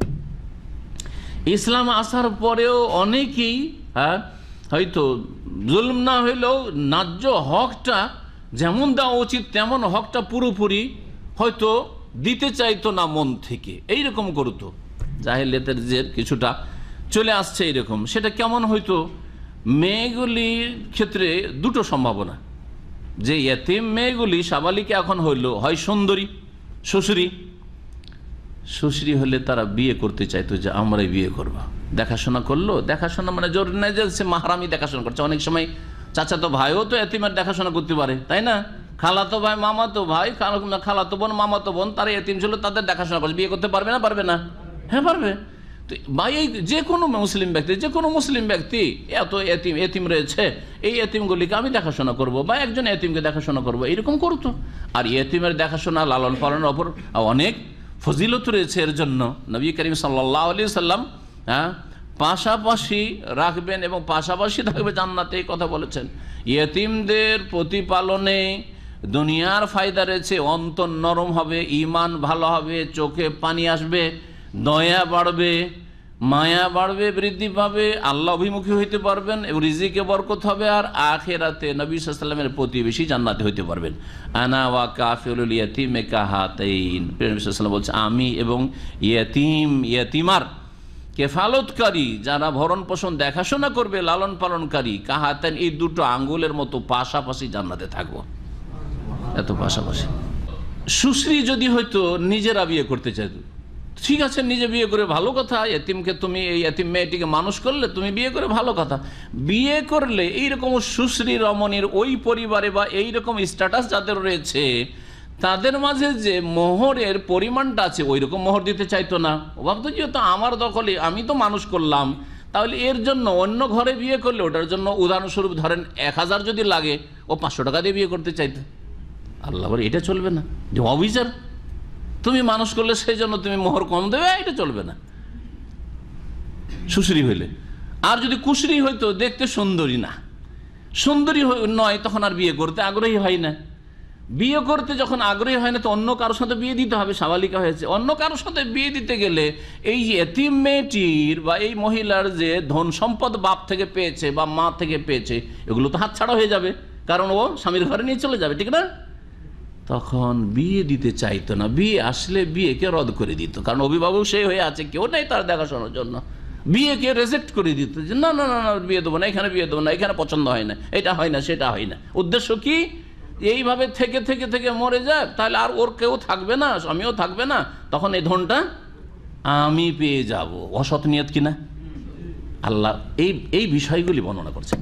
মহান আল্লাহ ইরশাদ করেছেন, জামায়ুতুল আলাইকুম ফিল কিতাব, আর যা পাঠ করে শোনানো হয়েছে তোমাদেরকে, ফিল কিতাবে, এই কোরআনে কারিমে, ফি ইয়াতামান নিসাঈ, নারী ইয়তিমদের ক্ষেত্রে, আল্লাতি লা তুতুনাহুন্না মা কুতিবা লাহুন্না, যাদের তোমরা ন্যায্য অধিকার প্রদান করো না, বা উপযুক্ত যে অধিকার রয়েছে মোহরানার এতটা পরিমাণ হওয়া উচিত এইরকম পরিবারগুলিতে, এটা দিতে চাইছো না।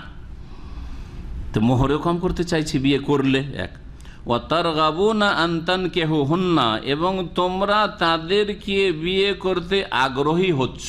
এই ওয়াতারগাবুনা আন তানকিহুহুন্নার দুটি তাফসীর রয়েছে, দুটোই ঠিক, আর দুটোর দিকে কিন্তু ইঙ্গিত করেছি। আর দুটো দুই ক্ষেত্রে, সুশ্রী হইলে একরকম, আর কুশ্রী হইলে আর একরকম। রাগেবা, প্রথম বুঝি আরবি, এখন আরবি ভাষা বুঝেন একটু। রাগেবা শব্দটির কি অর্থ হয়? যারা আরবি পড়া ছেলে তারা বলুক তো একটু দেখি। হ্যাঁ, রাগেবা মানে কি? আগ্রহ করা, তাই না? তো হাদিসে আছে, মান রাগেবা আন সুন্নতি, যে সুন্নতের ক্ষেত্রে আগ্রহী হইল, নাকি? দুইটা অর্থ হয়, মাশাআল্লাহ। কি দুটা অর্থ হয়? একটা হচ্ছে মুখ ফিরিয়ে নেওয়া, বিমুখ হওয়া, উল্টা। আর আরেকটা হচ্ছে আগ্রহী হওয়া। পরস্পর বিরোধী অর্থ হয়। কখন আগ্রহী হওয়া হয় আর কখন বিমুখ হওয়া, অনাগ্রহী হওয়া, একই শব্দের দুটো অর্থ হয়। হ্যাঁ, ফি যদি আসে, এই ফি হারফে জার আরবি গ্রামারে অব্যয়, বাংলায় কি বলে অব্যয়। ফি যদি অব্যয় আসে, হারফে জার আসে সেলা, সেলাকে অব্যয় বলা হয়। সেলা বা হারফে জার বা অব্যয় যদি ফি আসে তো আগ্রহের অর্থ হয়। আনা রাগেব তো ফি কে, আমি একটা মেয়েকে বলছে আনা রাগেব তো, আমি তোমার ক্ষেত্রে আগ্রহী, বোঝা গেছে। আনা রাগেব তো আনহো, আমি তার ক্ষেত্রে অনাগ্রহী, আমি তার ক্ষেত্রে বিমুখ। এইরকমই নবী সাল্লাল্লাহু আলাইহি সাল্লামের হাদিস উদাহরণে বলা যায়, মান রাগিবা আন সুন্নতি, যে আমার সুন্নত থেকে, আদর্শ থেকে কি হলো, মুখ ফিরাইলো, বিমুখ হলো, ফালাইসা মিন্নি, সে আমার অন্তর্ভুক্ত না, আমার দলের না। যে রাগিবা মানে কি হয়ে গেল, তাহলে এখানে আন যখন আসলো তখন অনাগ্রহী হওয়া, বিমুখ হওয়া। আর যখন রাগিবা বা এলা, ইন্না এলাল্লাহে রাগেবুন, আমরা আল্লাহর দিকে ধাবিত, আল্লাহর দিকে আগ্রহী, এলা এসছে, ওখানে এলা অব্যয় এসছে। এখানে উজ্জ আছে আসলে, ওয়া তারগাবুনা ফি আনতান কেহুন্না, ওয়া তারগাবুনা আন আনতান কেহুন্না। আন এখানে উজ্জ মানা যেতে পারে অব্যয়, অথবা ফি উজ্জ মানা যেতে পারে। যখন ফি উজ্জ মানবেন তখন অর্থ কি হবে, ওয়া তারগাবুনা আনতান কেহুন্না, আর তোমরা আগ্রহী হচ্ছ তাদেরকে বিয়ে করার ক্ষেত্রে। তাহলে আগ্রহীর অর্থ ফি যখন উজ্জ মানবেন, যখন আন সেখানে মানবেন ওয়া তারগাবুনা, তোমরা অনাগ্রহী বা তোমরা বিমুখতা প্রকাশ করছো, আনতান কেউ না, তাদেরকে বিয়ে করতে। তাদেরকে বিয়ে করতে তো চাও না, যখন দেখতে ভালো নাই বিয়ে করতে চাও না, আর যখন দেখতে ভালো তখন বিয়ে তো করতে চাও, কিন্তু লা তু না হোনা মা কোতে বালা হোনা, তাদের যে ন্যায্য অধিকার রয়েছে মোহরানার, যে এইরকম মানের মোহর হওয়া উচিত, সেটা দিতে চাও না, ওই সুবিধাগুলো দিতে চাও না। ওয়াল মুস্তাযাফিনা মিনাল উইলদান, ওয়াল মুস্তাযাফিনা মিনাল উইলদান ওয়া আন তাকুমু লিল ইয়াতামা বিল কিসত, এই বাক্যগুলির আতফ হয়েছে কিসের উপর, ফি ইয়াতামান নিসা। তোমাদেরকে পাঠ করে শোনানো হচ্ছে নারী ইয়েতিমদের বিষয়টি আর দুর্বল অসহায় শিশুদের বিষয়টি। ওয়ান তাকুমু লিল ইয়াতামা বিল কিসতে, আর এই বিষয়টি যে তোমরা ইয়েতিমদের ক্ষেত্রে ন্যায় পরায়ণতা প্রতিষ্ঠিত করবে বা ন্যায় পরায়ণ হবে। ওমা তাফআলু মিন খাইরিন, আর যা কিছুই তোমরা কল্যাণের কাজ করো, ফাইন্নাল্লাহা কানা বিহি আলিমা, নিশ্চয় আল্লাহ রাব্বুল আলামিন সে সম্পর্কে সর্বজ্ঞ, সব কিছুই জানেন। আচ্ছা, এই একটি বিষয় ছিল নারীদের ক্ষেত্রে। তাহলে বিবাহর ক্ষেত্রে যে সুবিচার যদি না করতে পারো, তাহলে ইয়াতিম মেয়েকে বিয়ে করতেই যেও না, যেখানে ভয় আছে গুনার, অন্য মেয়েদেরকে বিয়ে করো ন্যায্য অধিকার দিয়ে। আর যেহেতু মেয়ের বাবা আছে, যা চাইবে তাই দিতে হবে, মেয়ের ভাই আছে, যা চাইবে তাই দিতে হবে মোহর, তো ওই হিসাবে তখন বিয়ে করো। আর এখানে তো তুমি নিজে অভিভাবক হয়ে বসে আছো, সুতরাং মোহর নির্ধারণ করবে তুমি।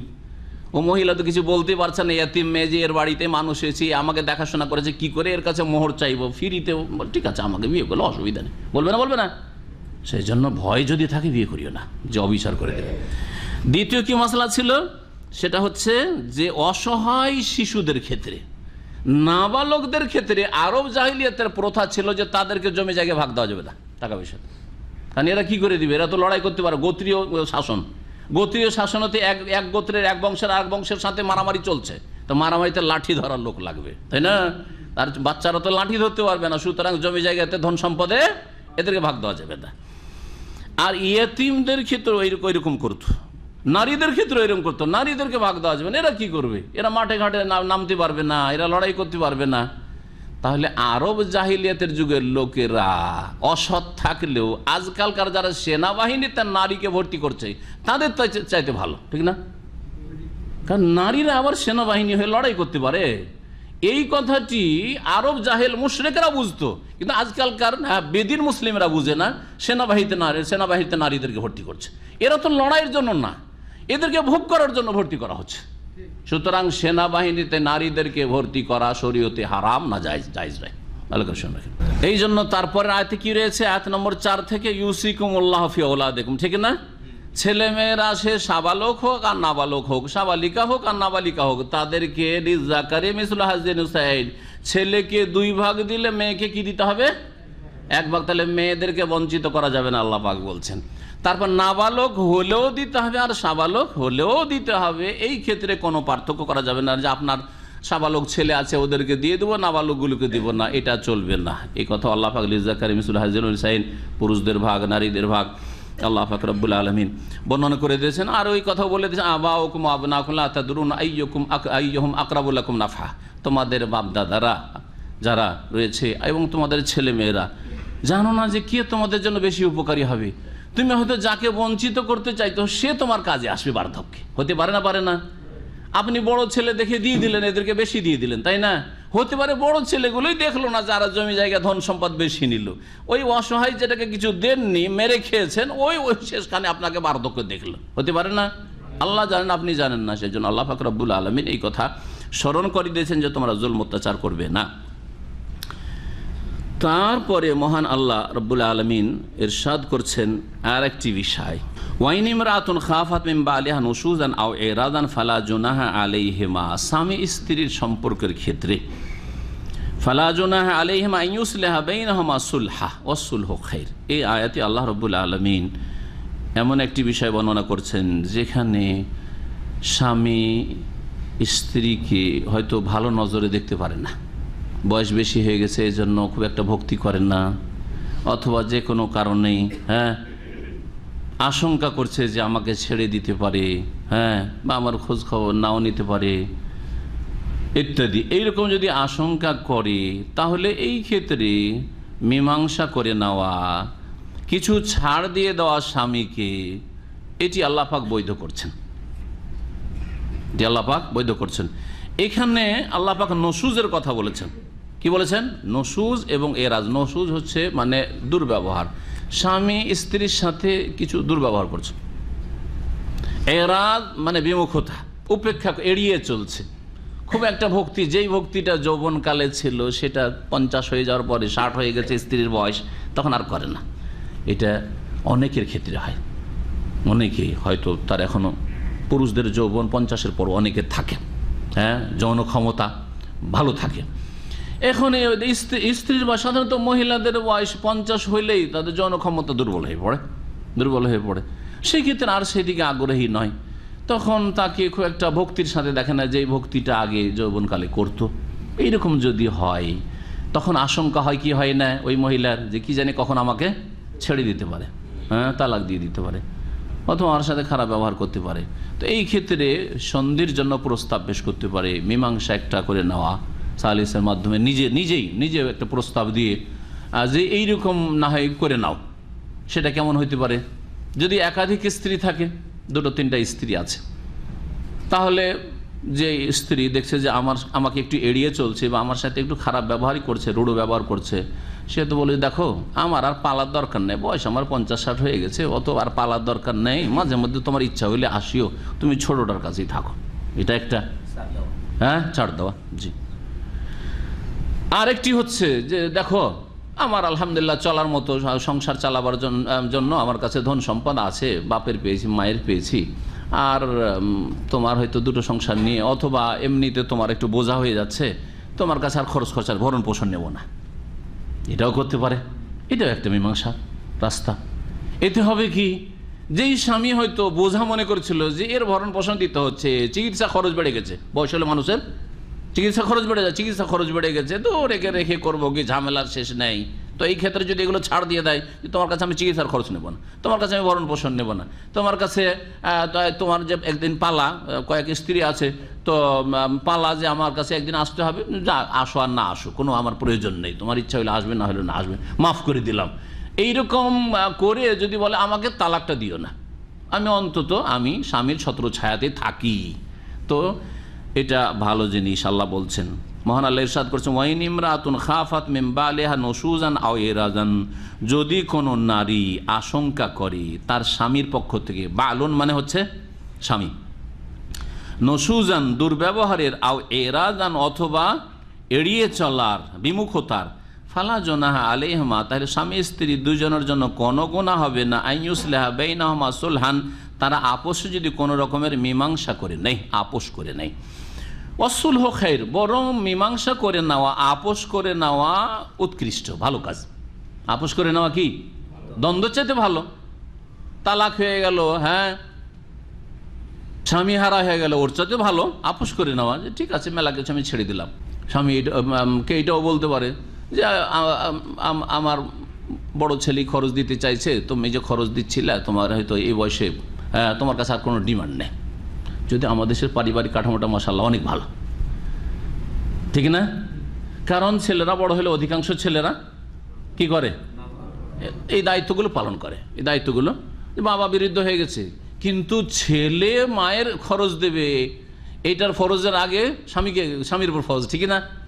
স্বামী বুড়ো হইলেও তার উপরে ফরজ। এখন বার্ধক্য দেখছি আমি খরচ চালাইতে পারি না, খরচ চালাইতে যখন পারি না তো একে রেখে তো আমার মুশকিল, সেজন্য যদি ছাড়তে চাই, এই ছাড়ান হওয়ার চাইতে কি ভালো যে ওই মহিলা বললো যে আমার বড় ছেলে আমার খরচ দিয়ে দিবে, বা আমার দ্বিতীয় ছেলে খরচ দিয়ে দিবে, আমার কোনো এক ছেলে খরচ দিয়ে দেবে, তোমার কাছে এক পয়সা খরচ নেবো না। করতে পারে না? পারে না। অথবা আমার বাবার পক্ষ থেকে একটা আমি ফ্ল্যাট পেয়েছি, ঘর পেয়ে গেছি, সেখানে থাকবো, তোমার কাছে ঘরও নেব না, যা দরকার নেই আমার। যারা বিশেষ করে ভাড়ায় জীবনযাপন করে বাস করে, আর একটা বোঝা একটা ওহদেরাতিল আনফুসুস শুহ, আল্লাহ পাক বলছেন যে আর মানুষের মনে লালসা বিদ্যমান করা হয়েছে। মানুষের মনে, আনফুস নফসের বহুবচন, মানুষের মনে শুহুন মানে হচ্ছে কৃপণতার সাথে লালসা। একটা হচ্ছে বখিলি, যেটা কৃপণ, শুধু কৃপণতা, আর শুহুন হচ্ছে এক তো কৃপণতা তার সাথে আবার লোভ লালসা। তো মানুষের মনে কি হয়েছে, মানুষের মনে লোভ লালসা আর কৃপণতা কি করা হয়েছে, কে আসক্ত করা হয়েছে, কৃপণতার আসক্তি দেওয়া হয়েছে। মানুষ এর জন্য আগ্রহী, বাঁচুক, পয়সা খরচ কম হোক, কৃপণতা করে, তারপরে নিজের বাড়াবার চেষ্টা করে, এটা হচ্ছে মানুষের প্রকৃতি, আল্লাহ পাক বলছেন। সুতরাং এই ক্ষেত্রে ওই স্বামী ভাবতে পারে যে এর জন্য বড় একটা অঙ্কের খরচ হয়ে যাচ্ছে, আমার দূর এই খরচের বোঝাকে নামিয়ে দিই, আমি তালাক দিয়ে দিই, এরকম যদি ভাবে, এই কথাটি আল্লাহ বলছেন ওয়াইন তুহসিনু ওয়া তাত্তাকু, যদি তোমরা সৎকর্মশীল হও, ওয়া তাত্তাকু এবং সংযমশীল হও, ফাইনাল্লাহা কানা বিমা তা'মালুনা খাবীরা, তাহলে তোমরা যা কিছু করো সে সম্পর্কে আল্লাহ জেনে রাখো যে সূক্ষ্ম খবর রাখেন। অর্থাৎ এখানে এই জন্য এই দুটি কথা তুহসেনু এবং তাত্তাকু বলা হচ্ছে, যে তোমরা একে অপরের সাথে দুর্ব্যবহার করবে না, খারাপ ব্যবহার করবে না, বরং এহসান করবে।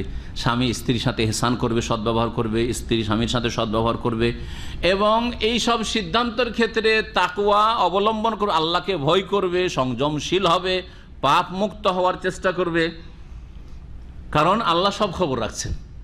অন্তরে যদি বক্রতা থাকে, পাপ থাকে, যে আমি জুলুম করব, আমি খারাপ ব্যবহার করব, আমি ক্ষয়ক্ষতি করব, স্বামী স্ত্রী ক্ষতি করতে চায় অথবা স্ত্রী স্বামীর ক্ষতি করতে চায়, তো তোমরা যা কিছু করো আল্লাহ সূক্ষ্ম খবর। আল্লাহ পাক রব্বুল আলামিন যাদের একাধিক স্ত্রী আছে তাদের সম্পর্কে আরও বলছেন ওয়ালান তাস্তাতিউ আন তা'দিলু বাইনান নিসাই, আর কখনো তোমরা নারীদের মাঝে সুবিচার কায়েম করতে পারবে না। কখনো, আল্লাহ বলছেন কখনো তোমরা নারীদের মাঝে সুবিচার করতে, যারা দুটো তিনটে বিয়ে করেছেন বা করবেন, কখনো আল্লাহ বলছেন কখনো তোমরা সুবিচার কায়েম করতে পারবে না। কোন ক্ষেত্রে? বাহ্যিক ক্ষেত্রে নয়, অন্তরের ভালোবাসার ক্ষেত্রে, জি, শারীরিক সম্পর্কের ক্ষেত্রে, শারীরিক সম্পর্ক বলতে সহবাসের ক্ষেত্রে সমান সমান, এর সাথে যতবার ওর সাথে ততবার সম্ভব না।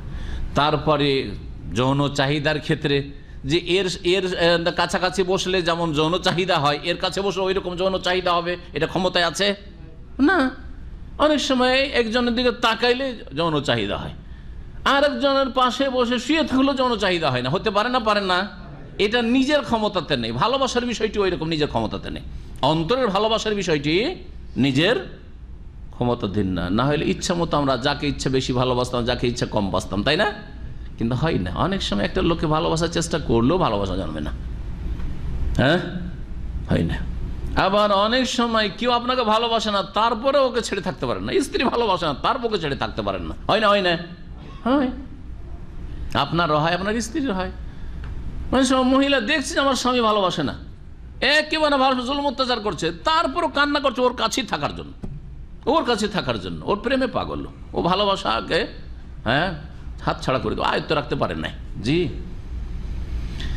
এই বিষয়গুলিতে বলছেন। এই জন্য প্রিয় নবী মুহাম্মদ রাসূলুল্লাহ সাল্লাল্লাহু আলাইহি সাল্লামের ওপর পালা নির্ধারণ ফরজ ছিল না। 9 স্ত্রী একসাথে থেকেছে নবী সাল্লাল্লাহু আলাইহি ওয়াসাল্লাম, এবং নবী সাল্লাল্লাহু আলাইহি ওয়াসাল্লামের জন্য 4-এর বেশি বিবাহ করা তার সাথে খাস মাসলা, আর কারোর জন্য চলবে না। উম্মতের জন্য সর্বঊর্ধ্বে একসাথে 1 2 3 4 পর্যন্ত রাখতে পারবেন, তার বেশি না। নবী করিম সাল্লাল্লাহু আলাইহি ওয়াসাল্লাম তারপরেও পালা নির্ধারণ করতেন, পালা ফরজ ছিল না, তারপরে কি করতেন? হ্যাঁ, পালা নির্ধারণ করতেন। 1 রাত এর কাছে, 1 রাত এর কাছে, 9 রাত রাউন্ড দিয়ে এসে আবার শুরু হইতো নতুন করে। জি, কখনো কখনো 1 রাতেই 9 স্ত্রীর সাথে দেখা সাক্ষাৎ করতেন, শারীরিক সম্পর্ক করতেন, ওটাও জায়েজ। যে আজকের রাতটি আগে জানি, আজকের রাতটি কারো একজনের পালা না, 1 রাউন্ড হয়ে যাওয়ার পরে, হ্যাঁ, অথবা প্রথমখানে আজকের দিনে 9 জনের কাছেই নবী সাল্লাল্লাহু আলাইহি ওয়াসাল্লাম গেছেন। আজকে রাতে 4 জন স্ত্রী আছে, 4 জনের বাড়িতেই যাব আমি। রাতকে 2 ঘন্টা 2 ঘন্টা করে ভাগ, চলবে না? চলবে না, জায়েজ জায়েজ। ভালোবাসার ক্ষেত্রে কম বেশি হতে পারে না? পারে না। নিজের আয়ত্তে রাখা যাবে না। নবী সাল্লাল্লাহু আলাইহি ওয়াসাল্লাম পালা নির্ধারণ করার পরে আল্লাহর কাছে দোয়া করেন, আল্লাহুম্মা হাযা কাসমি ফিমা আমলিকু, হে আল্লাহ, এই হচ্ছে আমার ভাগ বন্টন যেটার আমি মালিক। মানে বাহ্যিক ভাগ বন্টন করা রাসূলের ক্ষমতায় ছিল না? ছিল না? ছিল। আপনি ভাগ বন্টন করতে পারবেন কি পারবেন না?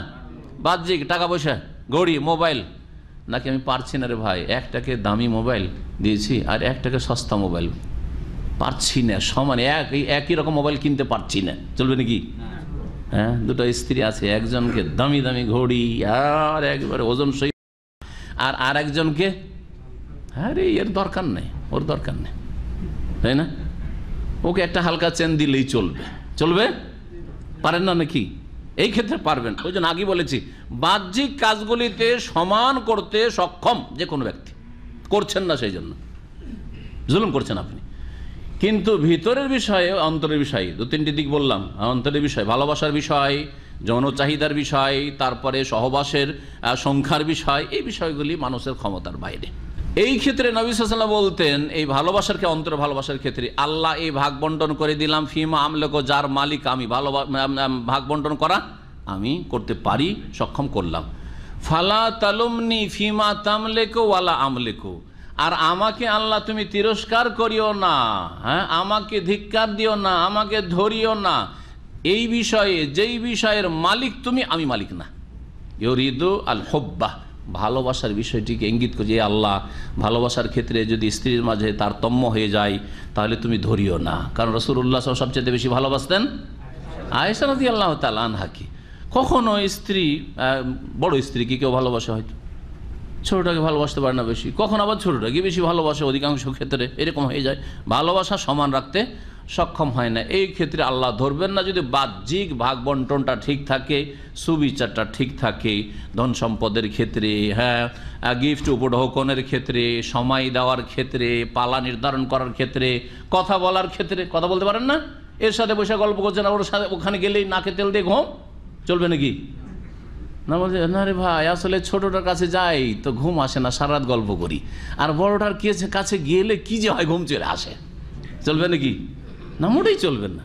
এর সাথে গল্প করছেন, এসা পরে গিয়ে নবী সাল্লাল্লাহু আলাইহি ওয়াসাল্লাম গল্প করতেন আর তারপরে ঘুমাতেন, আপনি ওর কাছে গিয়ে গল্প করেন, জি, অতক্ষণ সময় দেন। তাই আল্লাহ পাক বলছেন, ওয়ালান তাস্তাতিউ আন তা'দিলু বাইনান নিসাই, নারীদের মাঝে তোমরা কখনো কি করতে পারবে না, সুবিচার করতে সক্ষম হবে না এই আভ্যন্তরীণ বিষয়গুলিকে। ওয়ালাউ হারাস্তুম, যদিও তোমরা উদ্গ্রীব হও, যদিও তোমরা আগ্রহী হও, তবে কি করতে হবে, যথাসাধ্য তোমাদের চেষ্টা করতে হবে। ফালা তামিলু কুল্লাল মাইলে, সুতরাং তোমরা পুরোপুরি একজনের দিকে ঝুঁকে যেও না।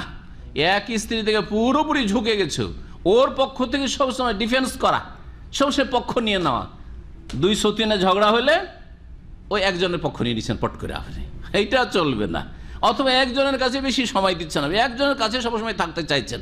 ফালা তামিলু কুল্লাল মাইল ফাতাযারুহা কাল মুআল্লাকা, অতঃপর আরেকজন স্ত্রীকে অপরজনকে ছেড়ে দিচ্ছ কাল মুআল্লাকা, ঝুলন্তের মতো ঝুলিয়ে রেখে দিচ্ছে, ওকে টেঙে রেখে দিয়েছে, ওর কাছে যাওয়া যায় নেই, ওর সাথে কথা বলা বলি নেই, ওর সাথে যোগাযোগ নেই, এইরকম করিও না।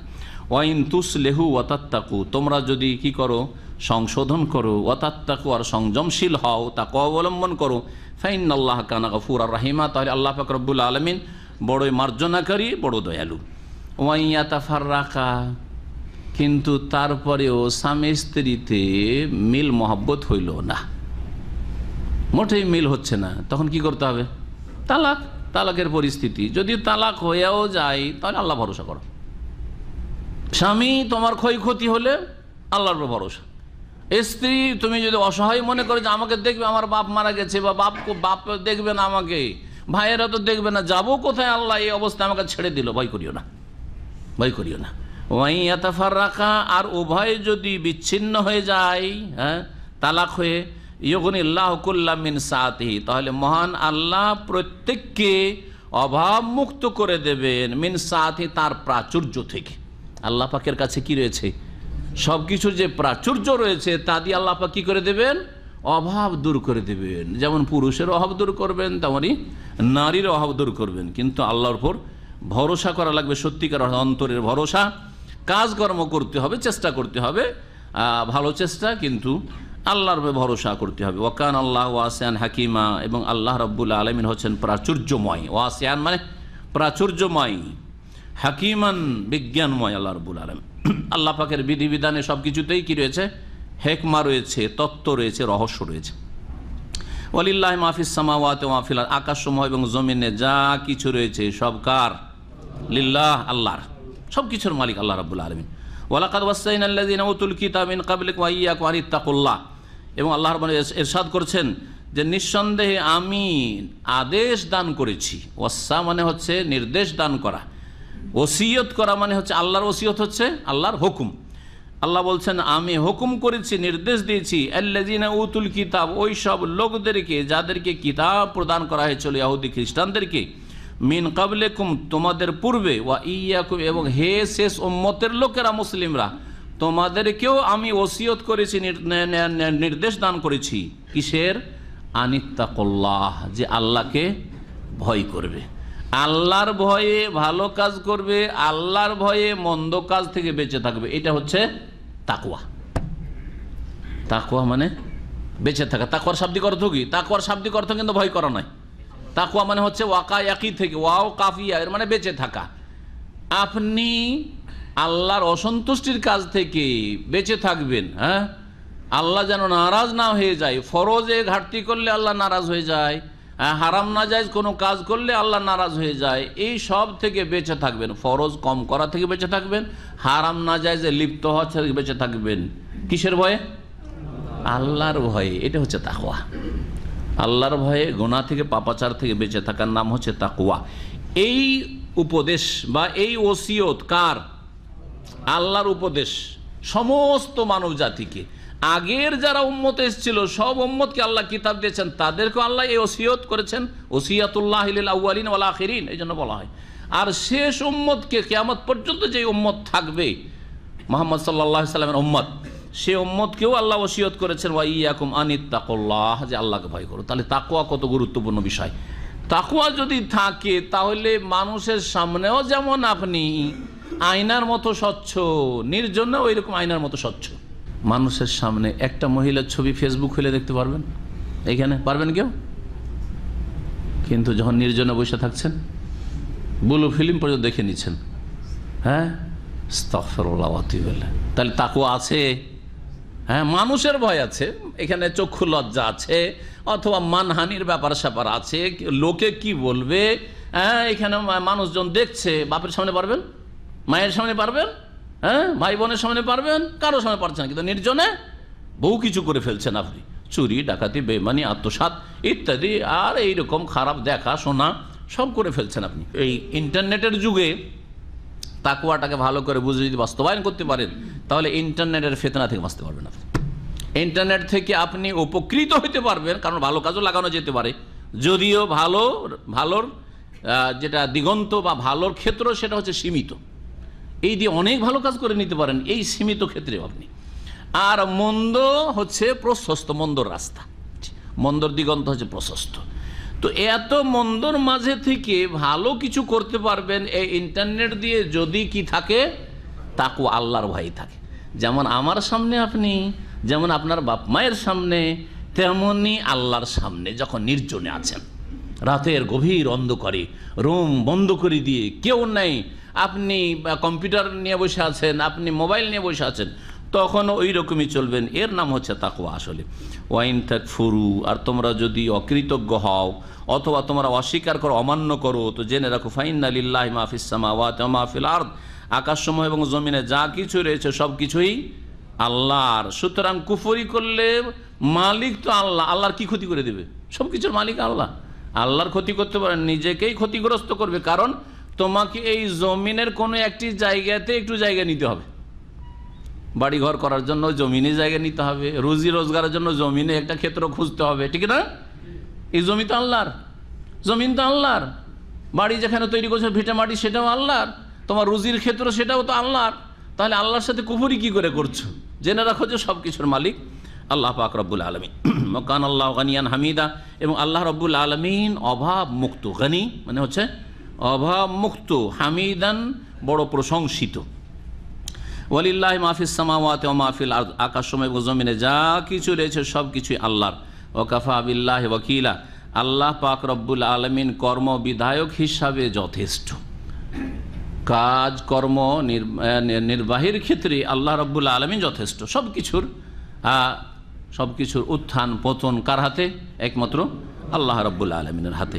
ইয়াশা ইউযহিবকুম, সব কিছুর মালিক যখন আল্লাহ, তখন আল্লাহ চাইলে, ইয়াশা যদি আল্লাহ চান, ইউযহিবকুম তোমাদেরকে বিলুপ্ত করে দেবেন, তোমাদেরকে অপসারিত করবেন, সরিয়ে দেবেন আল্লাহর জমিন থেকে। আইয়ুহান নাস, হে মানব সকল, ওয়ায়াতি বি আখারিন, এবং অন্য জাতিদেরকে আল্লাহ পাক নিয়ে আসবেন।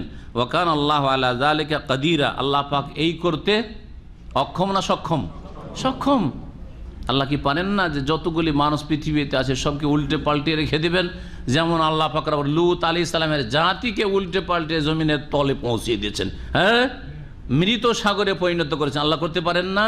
ওয়ায়াতি বি আখারিন, অন্য একটি জাতিকে আল্লাহ পাক এখানে অধিষ্ঠিত করতে পারেন না, প্রতিষ্ঠিত করতে পারেন না? অবশ্যই পারেন। এই যেমন এখানে এই আয়াত, তেমনই আরেকটি আয়াত রয়েছে সূরা মুহাম্মদ, ওয়াইন তাতাওয়াল্লাউ, তোমরা যদি আল্লাহর দিন থেকে ফিরে যাও, বিমুখ হও, ইয়াস্তাবদিল কওমান গায়রাকুম, তোমাদের ছাড়া অন্য জাতিকে আল্লাহ পাক তোমাদের জায়গায় নিয়ে আসবেন, তোমাদের স্থলাভিষিক্ত করবেন। সুম্মা লা ইয়াকুনু আমসালাকুম, তারা তোমাদের মতো অসৎ হবে না, তোমাদের মতো পাপী তারা হবে না, অবাধ্য হবে না।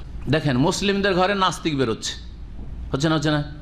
মুসলিমদের ঘরে নাস্তিক পয়দা হচ্ছে। মুসলিমরা গুমরা হয়ে কে কাদিয়ানি হয়ে যাচ্ছে, কে কবর মাজার পূজারি হয়ে যাচ্ছে, কেউ দেওয়ানবাগি হয়ে যাচ্ছে, কেউ আটরসি হয়ে যাচ্ছে, কে কত রকমের গুমরা হচ্ছে, হচ্ছে না? হচ্ছে না?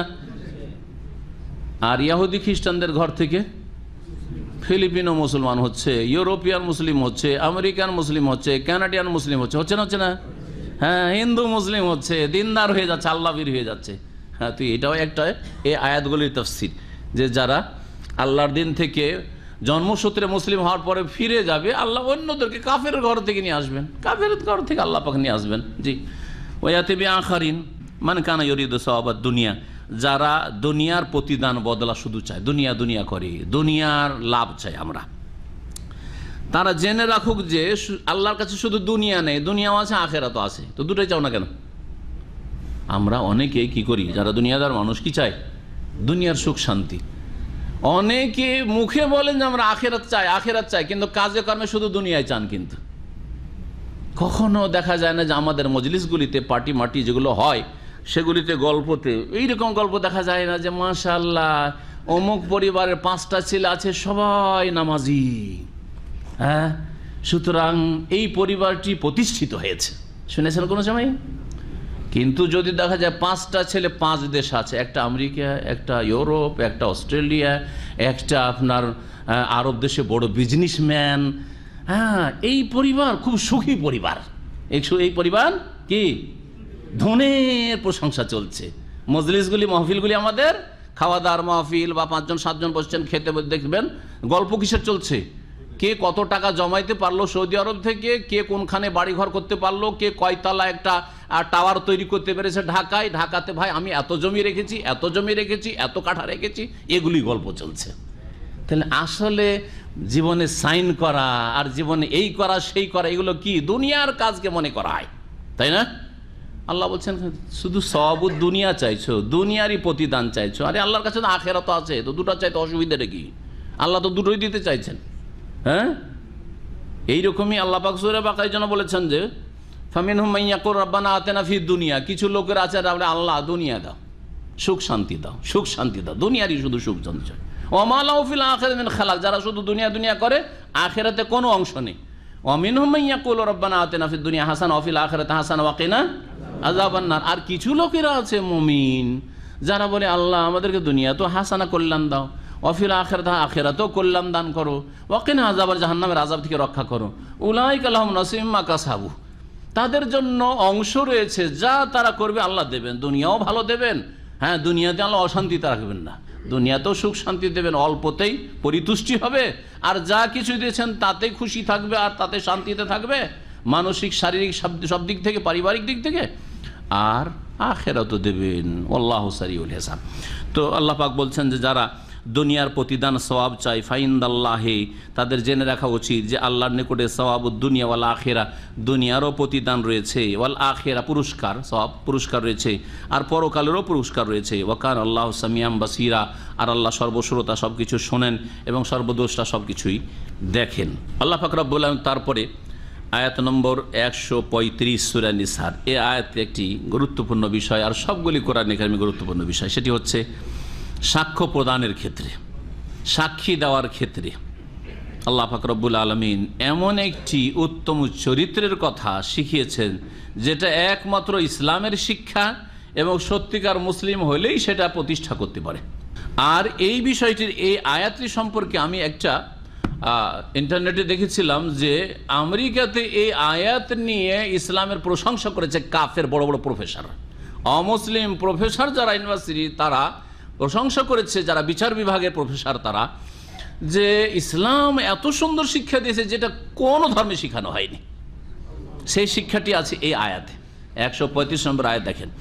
আল্লাহ পাক রব্বুল বলছেন ইয়া আইয়ুহাল্লাযীনা আমানু, হে মুমিন সকল, কুনু কাওয়ামিনা বিল কিসতি, তোমরা ন্যায়ের ওপর প্রতিষ্ঠিত হয়ে যাও, ন্যায়ের ওপর, সুবিচারের ওপর প্রতিষ্ঠিত হয়ে যাও, শুহাদা আলিল্লাহ, আল্লাহর জন্য সাক্ষ্য প্রদান করতে, বা আল্লাহর জন্য সাক্ষী হিসাবে। শহাদা শহীদের বহু বচন, শহীদ মানে একটা হচ্ছে শহীদ হওয়া, হ্যাঁ, আল্লাহর রাস্তায় জান কুরবানি করা, আর একটা হচ্ছে শহীদ মানে হচ্ছে সাক্ষী, শহীদ মানে কি সাক্ষী, আর শাহেদা আসাদ মানে সাক্ষ্য প্রদান করা।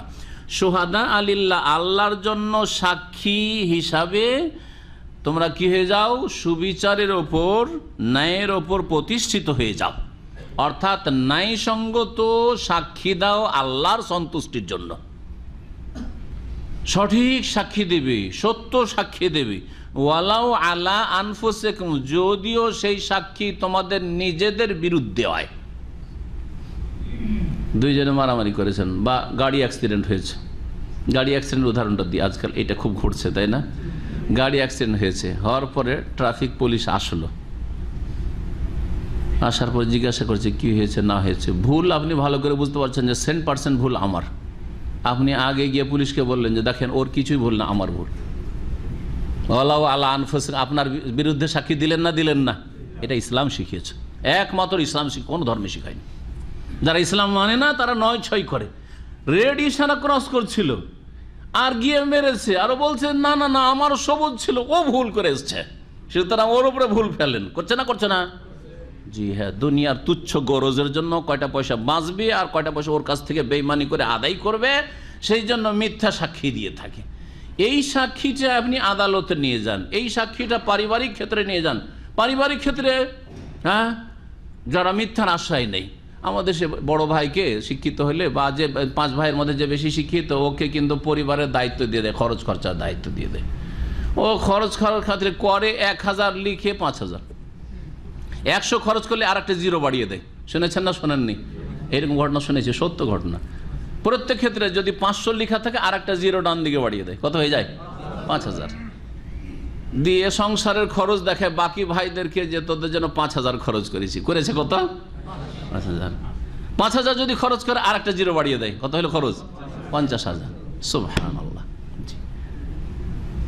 সুবিচারের সাথে সাক্ষী দাও, এটা সাক্ষী আপনি সুবিচারের সাথে দিলে না অবিচারের সাথে? ওয়ালাউ আলা আনফুসিকুম, তোমার বিরুদ্ধে হইল, আবিল ওয়ালিদাইন, মাতা পিতার বিরুদ্ধে, দেখছে আমার মা বাবা জুলুম করেছে, পারিবারিক মারামারিতে আপনার মা গিয়ে আগে মারতে গেছে, আপনার বাপ মারতে গেছে, আপনি চোখে দেখেছেন, অন্যরা দেখেনি, আপনি মায়ের বিরুদ্ধে সাক্ষী দেন, উনি বাপের বিরুদ্ধে সাক্ষী দেন, আপনি ছেলের বিরুদ্ধে সাক্ষী দেন, আপনার মেয়ের বিরুদ্ধে সাক্ষী দেন। এটা ইসলাম শিখিয়েছে, ইসলাম শিখিয়েছে। ওয়াল আকরাবিন, আত্মীয়দের বিরুদ্ধে হলো, নিজের বংশের বিরুদ্ধে দিতে পারবেন? বংশের লোক আপনার বাস করা মুশকিল করে দিবে, যে আমাদের বিরুদ্ধে সাক্ষী দিবি তুই আমাদের সন্তান হয়ে, হ্যাঁ আমরা মারি আর যাই করি আমাদের সাথে তোকে থাকতে হবে। এই যদি মুসলিমের চরিত্র হয় তাহলে আল্লাহ কি করে মুসলিমদের হেফাজত করবেন? যে ইসলাম সুবিচার শিখিয়েছে, ইন্নাল্লাহ ইয়ামুরু বিল আদলি ওয়াল ইহসান ওয়া ইতাই যিল কুরবা ওয়া ইয়ানহা আনিল ফাহশাই ওয়াল মুনকারি ওয়াল বাগই ইয়াইযুকুম লাআল্লাকুম তাযাক্কারুন। সূরা নাহলে আল্লাহ পাক রব্বুল এই শিক্ষাই দিয়েছেন, যেই আয়াতটি খতিবরা জুমার খুতবা, ঈদের খুতবায় সাধারণত শেষ দিকে সমাপ্তির সময় পড়ে থাকে। ইনসাফের, সুবিচারের, সদ্ব্যবহার আল্লাহ পাক রব্বুল আলামিন নির্দেশ দান করেছেন।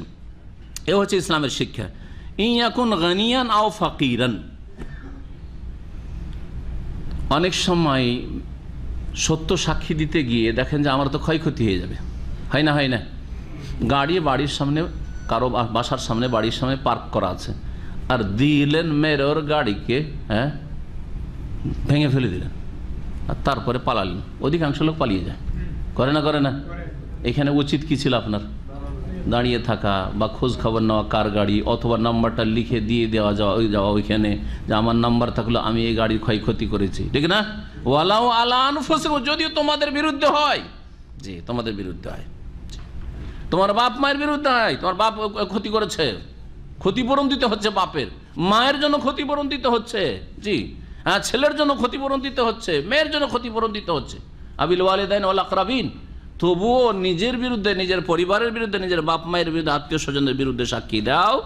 সাক্ষী দিতে গিয়ে যদি আশঙ্কা হয় যে আমার তো ক্ষয়ক্ষতি আর্থিক দিক থেকে হয়ে যাবে, শুনে রাখো, ইয়াকুন গানিয়ান আও ফাকিরান, যদি সচ্ছল হয়, অভাবমুক্ত হয়, আও ফাকির অথবা অভাবী হয়। অভাবী আছেন, ভাবছেন যে আমি যদি স্বীকার করি নিজে অ্যাক্সিডেন্ট করেছি, এত টাকা দিব কোত্থেকে, ঠিক না? যদি বলি যে আমার বাপ এত টাকা আসলে বেইমানি করেছে, হ্যাঁ বেইমানি করেছে, তাহলে তো বাপ তো দিতে পারবে না, আমাকে দিতে হবে, দেখ না? যদি ফকিরও হও, অভাবীও হও, শুনে রাখো, ফাল্লাহ আউলা বেহেমা, আল্লাহ রব্বুল আলামিন তাদের, মানে সচ্ছল আর অসচ্ছল, অভাবী, জি সচ্ছল এবং অভাবীর অতি নিকটবর্তী। সুতরাং আল্লাহ বেশি দয়ালু, আল্লাহ সুব্যবস্থা করবেন, আল্লাহ রুজিতে বরকত দেবেন, আল্লাহ সমস্যার সমাধান করবেন, কিন্তু তুমি সত্য সাক্ষী দাও। ফালা তাত্তাবিউল হাওয়া, সুতরাং তোমরা কুপ্রবৃত্তির অনুসরণ করিও না। কুপ্রবৃত্তি মনের চাহিদা, মনের চাহিদা যে আমাকে যেন লস না খেতে হয়, হ্যাঁ আমি যদি সত্য সাক্ষী দিই তাহলে আমার ছেলেটা ফেঁসে যাবে, আমি যদি সত্য সাক্ষী দিই তো আমার বাপ ফেঁসে যাবে, আমি যদি সাক্ষী দিই তাহলে অর্থের এই ক্ষতি হয়ে যাবে, পারিবারিক ক্ষতি হয়ে যাবে। না, এসব চিন্তা করিও না। এটা হচ্ছে কুপ্রবৃত্তির অনুসরণ করা, এটা হচ্ছে মানুষের খেয়াল খুশি মোতাবেক চলা, বরং ওয়াহির অনুসরণ করতে হবে। ইত্তাবিউ মা উনজিলা ইলাইকুম মির রাব্বিকুম ফালা তাত্তাবিউল হাওয়া আন তা'দিলু, সুবিচার করতে গিয়ে তোমরা কুপ্রবৃত্তির অনুসারী হয়ে যেও না। ওয়াইন তালউ আও তুরিদু, আর দেখো অনেক সময় কথা বলতে গিয়ে আমরা কথা ঘুরিয়ে পেঁচিয়ে বলি, হ্যাঁ আমাদের অঞ্চল বলে পেঁচাল পাড়া কথা, হ্যাঁ পেঁচানো কথা বলে না, বলেন না, হ্যাঁ ঘুরিয়ে পেঁচিয়ে কোনো রকম বাঁচার চেষ্টা করে। দেখো ওয়াইন তালু, তোমরা যদি বক্র করে, জিহ্বা বাঁকা করে কথা বলো, হ্যাঁ লাওয়ায়ালু মানে জিহ্বা বাঁকা করে কথা বলা, বাঁকা করে কথা বলা। তো বলছেন ওয়াইন তালু আও তুরিদু, অথবা তোমরা যদি এড়িয়ে যাও কোনো বিষয়, তুমি সত্য সাক্ষী দিলে না। ফাইনাল্লাহা কানা বিমা তা'মালুনা খাবীরা, তো জেনে রাখো যে তোমরা যা কিছু করো আল্লাহ তার সূক্ষ্ম খবর রাখেন। তুমি সত্য সাক্ষীটা ঠিকভাবে দিলে না, অথবা এমন ঘুরিয়ে পেঁচিয়ে বললে যে তুমি বুঝতে, আসল বিষয়টা বুঝতে দিলে না তুমি বিচারপতিকে, হ্যাঁ অথবা যে এই বিষয়ে সিদ্ধান্ত দিবে বা সালিসের লোকদেরকে, এইরকম কাজ করেন, কারণ আল্লাহ পাক তোমাদের খবর রাখেন। ইয়া আইয়ুহাল্লাযীনা আমানু, হে ঈমানদারগণ, আমিনু বিল্লাহি ওয়া রাসূলি, তোমরা আল্লাহ এবং তার রাসূলের প্রতি বিশ্বাস স্থাপন করো। কেমন কথা? মুমিনদেরকে আল্লাহ সম্বন্ধে বলছেন আল্লাহর প্রতি ঈমান নিয়ে আসো, রাসূলের প্রতি ঈমান নিয়ে আসো। তো মুমিন ঈমান নিয়ে আসবে না কাফের ঈমান নিয়ে আসবে? সাধারণত যে কাফের অস্বীকার করে সে কি করবে? তাকে বলা হবে যে আমিনু বিল্লাহি ওয়া, আল্লাহ এবং রাসূলের প্রতি ঈমান নিয়ে আসো। কিন্তু আল্লাহ বলছেন মুমিন মুসলিমদেরকে সম্বোধন করে যে হে মুমিনরা, তোমরা আল্লাহ এবং তার রাসূল সাল্লাল্লাহু আলাইহি ওয়াসাল্লামের প্রতি বিশ্বাস স্থাপন করো, ঈমান নিয়ে আসো। মানে এখানে ঈমানের উপর অটলতা বোঝানো হয়েছে। জন্মসূত্রে হয়তো আপনার ঈমান ইসলাম আছে, অথবা আপনার ঈমানের দাবি আছে কিন্তু মৌখিক দাবি, কাজের ক্ষেত্রে ঈমান ওই রকমের না, ওই রকম হয়েও না। ঈমানের নবায়ন বোঝানো হয়েছে, ঈমানের উপর দৃঢ়তা বোঝানো হয়েছে, ইস্তেকামা বোঝানো হয়েছে। ওয়াল কিতাবিল্লাযী নাযালা আলা রাসূলিহি, আর সেই কিতাবের গ্রন্থের প্রতি ঈমান নিয়ে আসো যেই কিতাব তার রাসূল সাল্লাল্লাহু আলাইহি ওয়াসাল্লামের প্রতি আল্লাহ পাক ধীরে ধীরে নাজিল করেন। নাজ্জালা বাবে তাফিল থেকে মানে আস্তে আস্তে নাজিল করা, অবতীর্ণ করা। কত বছরে কোরআন নাজিল হয়েছে? 23 বছরে আস্তে আস্তে আস্তে আস্তে আস্তে ধীরে ধীরে নাজিল হয়েছে। এটা হচ্ছে নাজ্জালা তানজিল। ওয়াল কিতাবিল্লাযী আনজালা মিন ক্বাবলু, আর সেই কিতাব সমূহের প্রতি ঈমান নিয়ে আসো যা এর পূর্বে আল্লাহ নাজিল করেছেন, তাওরাত, ইনজিল, এইসব কিতাবের প্রতি ঈমান। এখানে আনজালা বললেন, কেন আনজালা বললেন? আনজালা মানে একবারে নামিয়ে দেওয়া, অবতীর্ণ করা। তাওরাত একবারেই মুসা আলাইহিস সালামকে ধরিয়ে দেওয়া হয়েছে তুর পাহাড়ে, হ্যাঁ, গোটাটাই ধরিয়ে দেওয়া হয়েছে। ইনজিল একবারেই নাজিল করে দেওয়া হয়েছে, ঈসা আলাইহিস সালামকে দিয়ে দেওয়া হয়েছে। জবুর একবারেই দিয়ে দেওয়া হয়েছে। এগুলো হচ্ছে ইনজাল। কিন্তু কোরআনে কারীম তানজিল, ধীরে ধীরে 23 বছরের জীবনে যখন যেই রকমের সমস্যা, প্রয়োজন, দরকার, তখন সেই রকমের বিষয়গুলি আল্লাহ পাক নাজিল করেছেন। আস্তে আস্তে যদি দেওয়া যায় তো বেশি উপকার না একবারে দেওয়া গেলে বেশি উপকার? যদি আপনাকে 2 দিনের খাবার আজকে বেঁধে দেওয়া হয়, এটা বেশি ভালো না 2 দিনের প্রত্যেক টাইমে টাইমে খাবার দিলে ভালো, ঠিক না? জি হ্যাঁ, পেটটাও ঠিক থাকবে, তারপরে আপনার তাজা তাজা খাবারটা হবে, ঠিক না? জি। তো আল্লাহ রাব্বুল আলামিন কোরআনে কারীম একবারে এই জন্য নাজিল করেননি যাতে করে কি হয়, বারবার করে আসছে, তো একটা ওহীর সাথে সম্পর্কের নবায়ন হচ্ছে। বহু ফায়দা আছে, তার মধ্যে এটা একটা ফায়দা। বারবার করে একবারে কয়েক ঘন্টা, সারা দিন, 1 সপ্তাহ, জুমার দিন সকাল 9টায় এসছেন আর রাত 10টার মতো থাকলেন আমাদের সেন্টারে, আর তারপরে গোটা 1 বছর নেই। এটা ভালো কি? তা না করে যদি আপনি প্রতি সপ্তাহে আসেন, আমি সারাদিন না দিতে পারলো, প্রতি সপ্তাহে আমি 1-2 ঘন্টা আমি প্রতি সপ্তাহে থাকবো, আবার 2-4 ঘন্টা আমার প্রতি সপ্তাহে থাকবে, প্রতিদিন 1 ঘন্টা আধা ঘন্টা করে থাকবে। এটা ভালো না? প্রতিদিন চার্জ হচ্ছে। কাযালিকা লিনুসাব্বিতা বিহি ফুআদাকা, আল্লাহ পাক বলছেন যে হে নবী, তোমার উপর আস্তে আস্তে কোরআন এই জন্য নাজিল করেছি তাতে তোমার অন্তরকে বেশি দৃঢ় করা হবে, জি, অন্তরকে মজবুত করা হবে। জি, ওয়ারাত্তালনাহু তারতিলা, আর তারপরে মুখস্থ করতে সুবিধা, আস্তে আস্তে আসছে, অল্প আসলে মুখস্থ করে নিলাম, অল্প আসলে বুঝে নিলাম, আর তারপরে একসাথে আসলে আরে কোন দিক থেকে শুরু করবো, আর এত কি পারবো, হ্যাঁ, হাত পা ছেড়ে দেবেন, দিশাহারা হয়ে যাবেন, না পারবো না ভাই, আমার দ্বারা হবে না।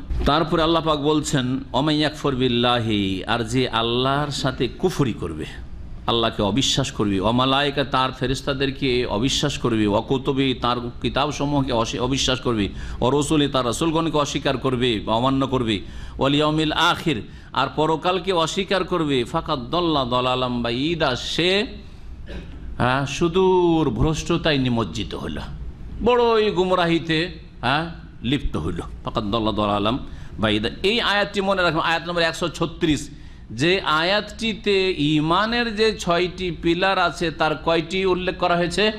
5টি উল্লেখ হয়েছে, 5টি উল্লেখ হয়েছে। দেখেন, ওমাই ইয়াকফুর বিল্লাহি, আল্লাহর সাথে কুফরি করা, তার মানে আল্লাহর ওপর ঈমান আনা ফরজ, আর কুফরি করা হচ্ছে গুমরাহি। আল্লাহর প্রতি ঈমান, তারপরে মালায়েকার প্রতি ঈমান, কিতাব সমূহের প্রতি ঈমান, রাসূলগণের প্রতি ঈমান, আল ইয়াউমুল আখির পরকালের প্রতি ঈমান, মত থেকে শুরু করে একবার জান্নাত জাহান্নাম পর্যন্ত যতগুলি পরকাল স্তরে সবগুলির প্রতি ঈমান। 6 নম্বর কি বাকি থাকলো?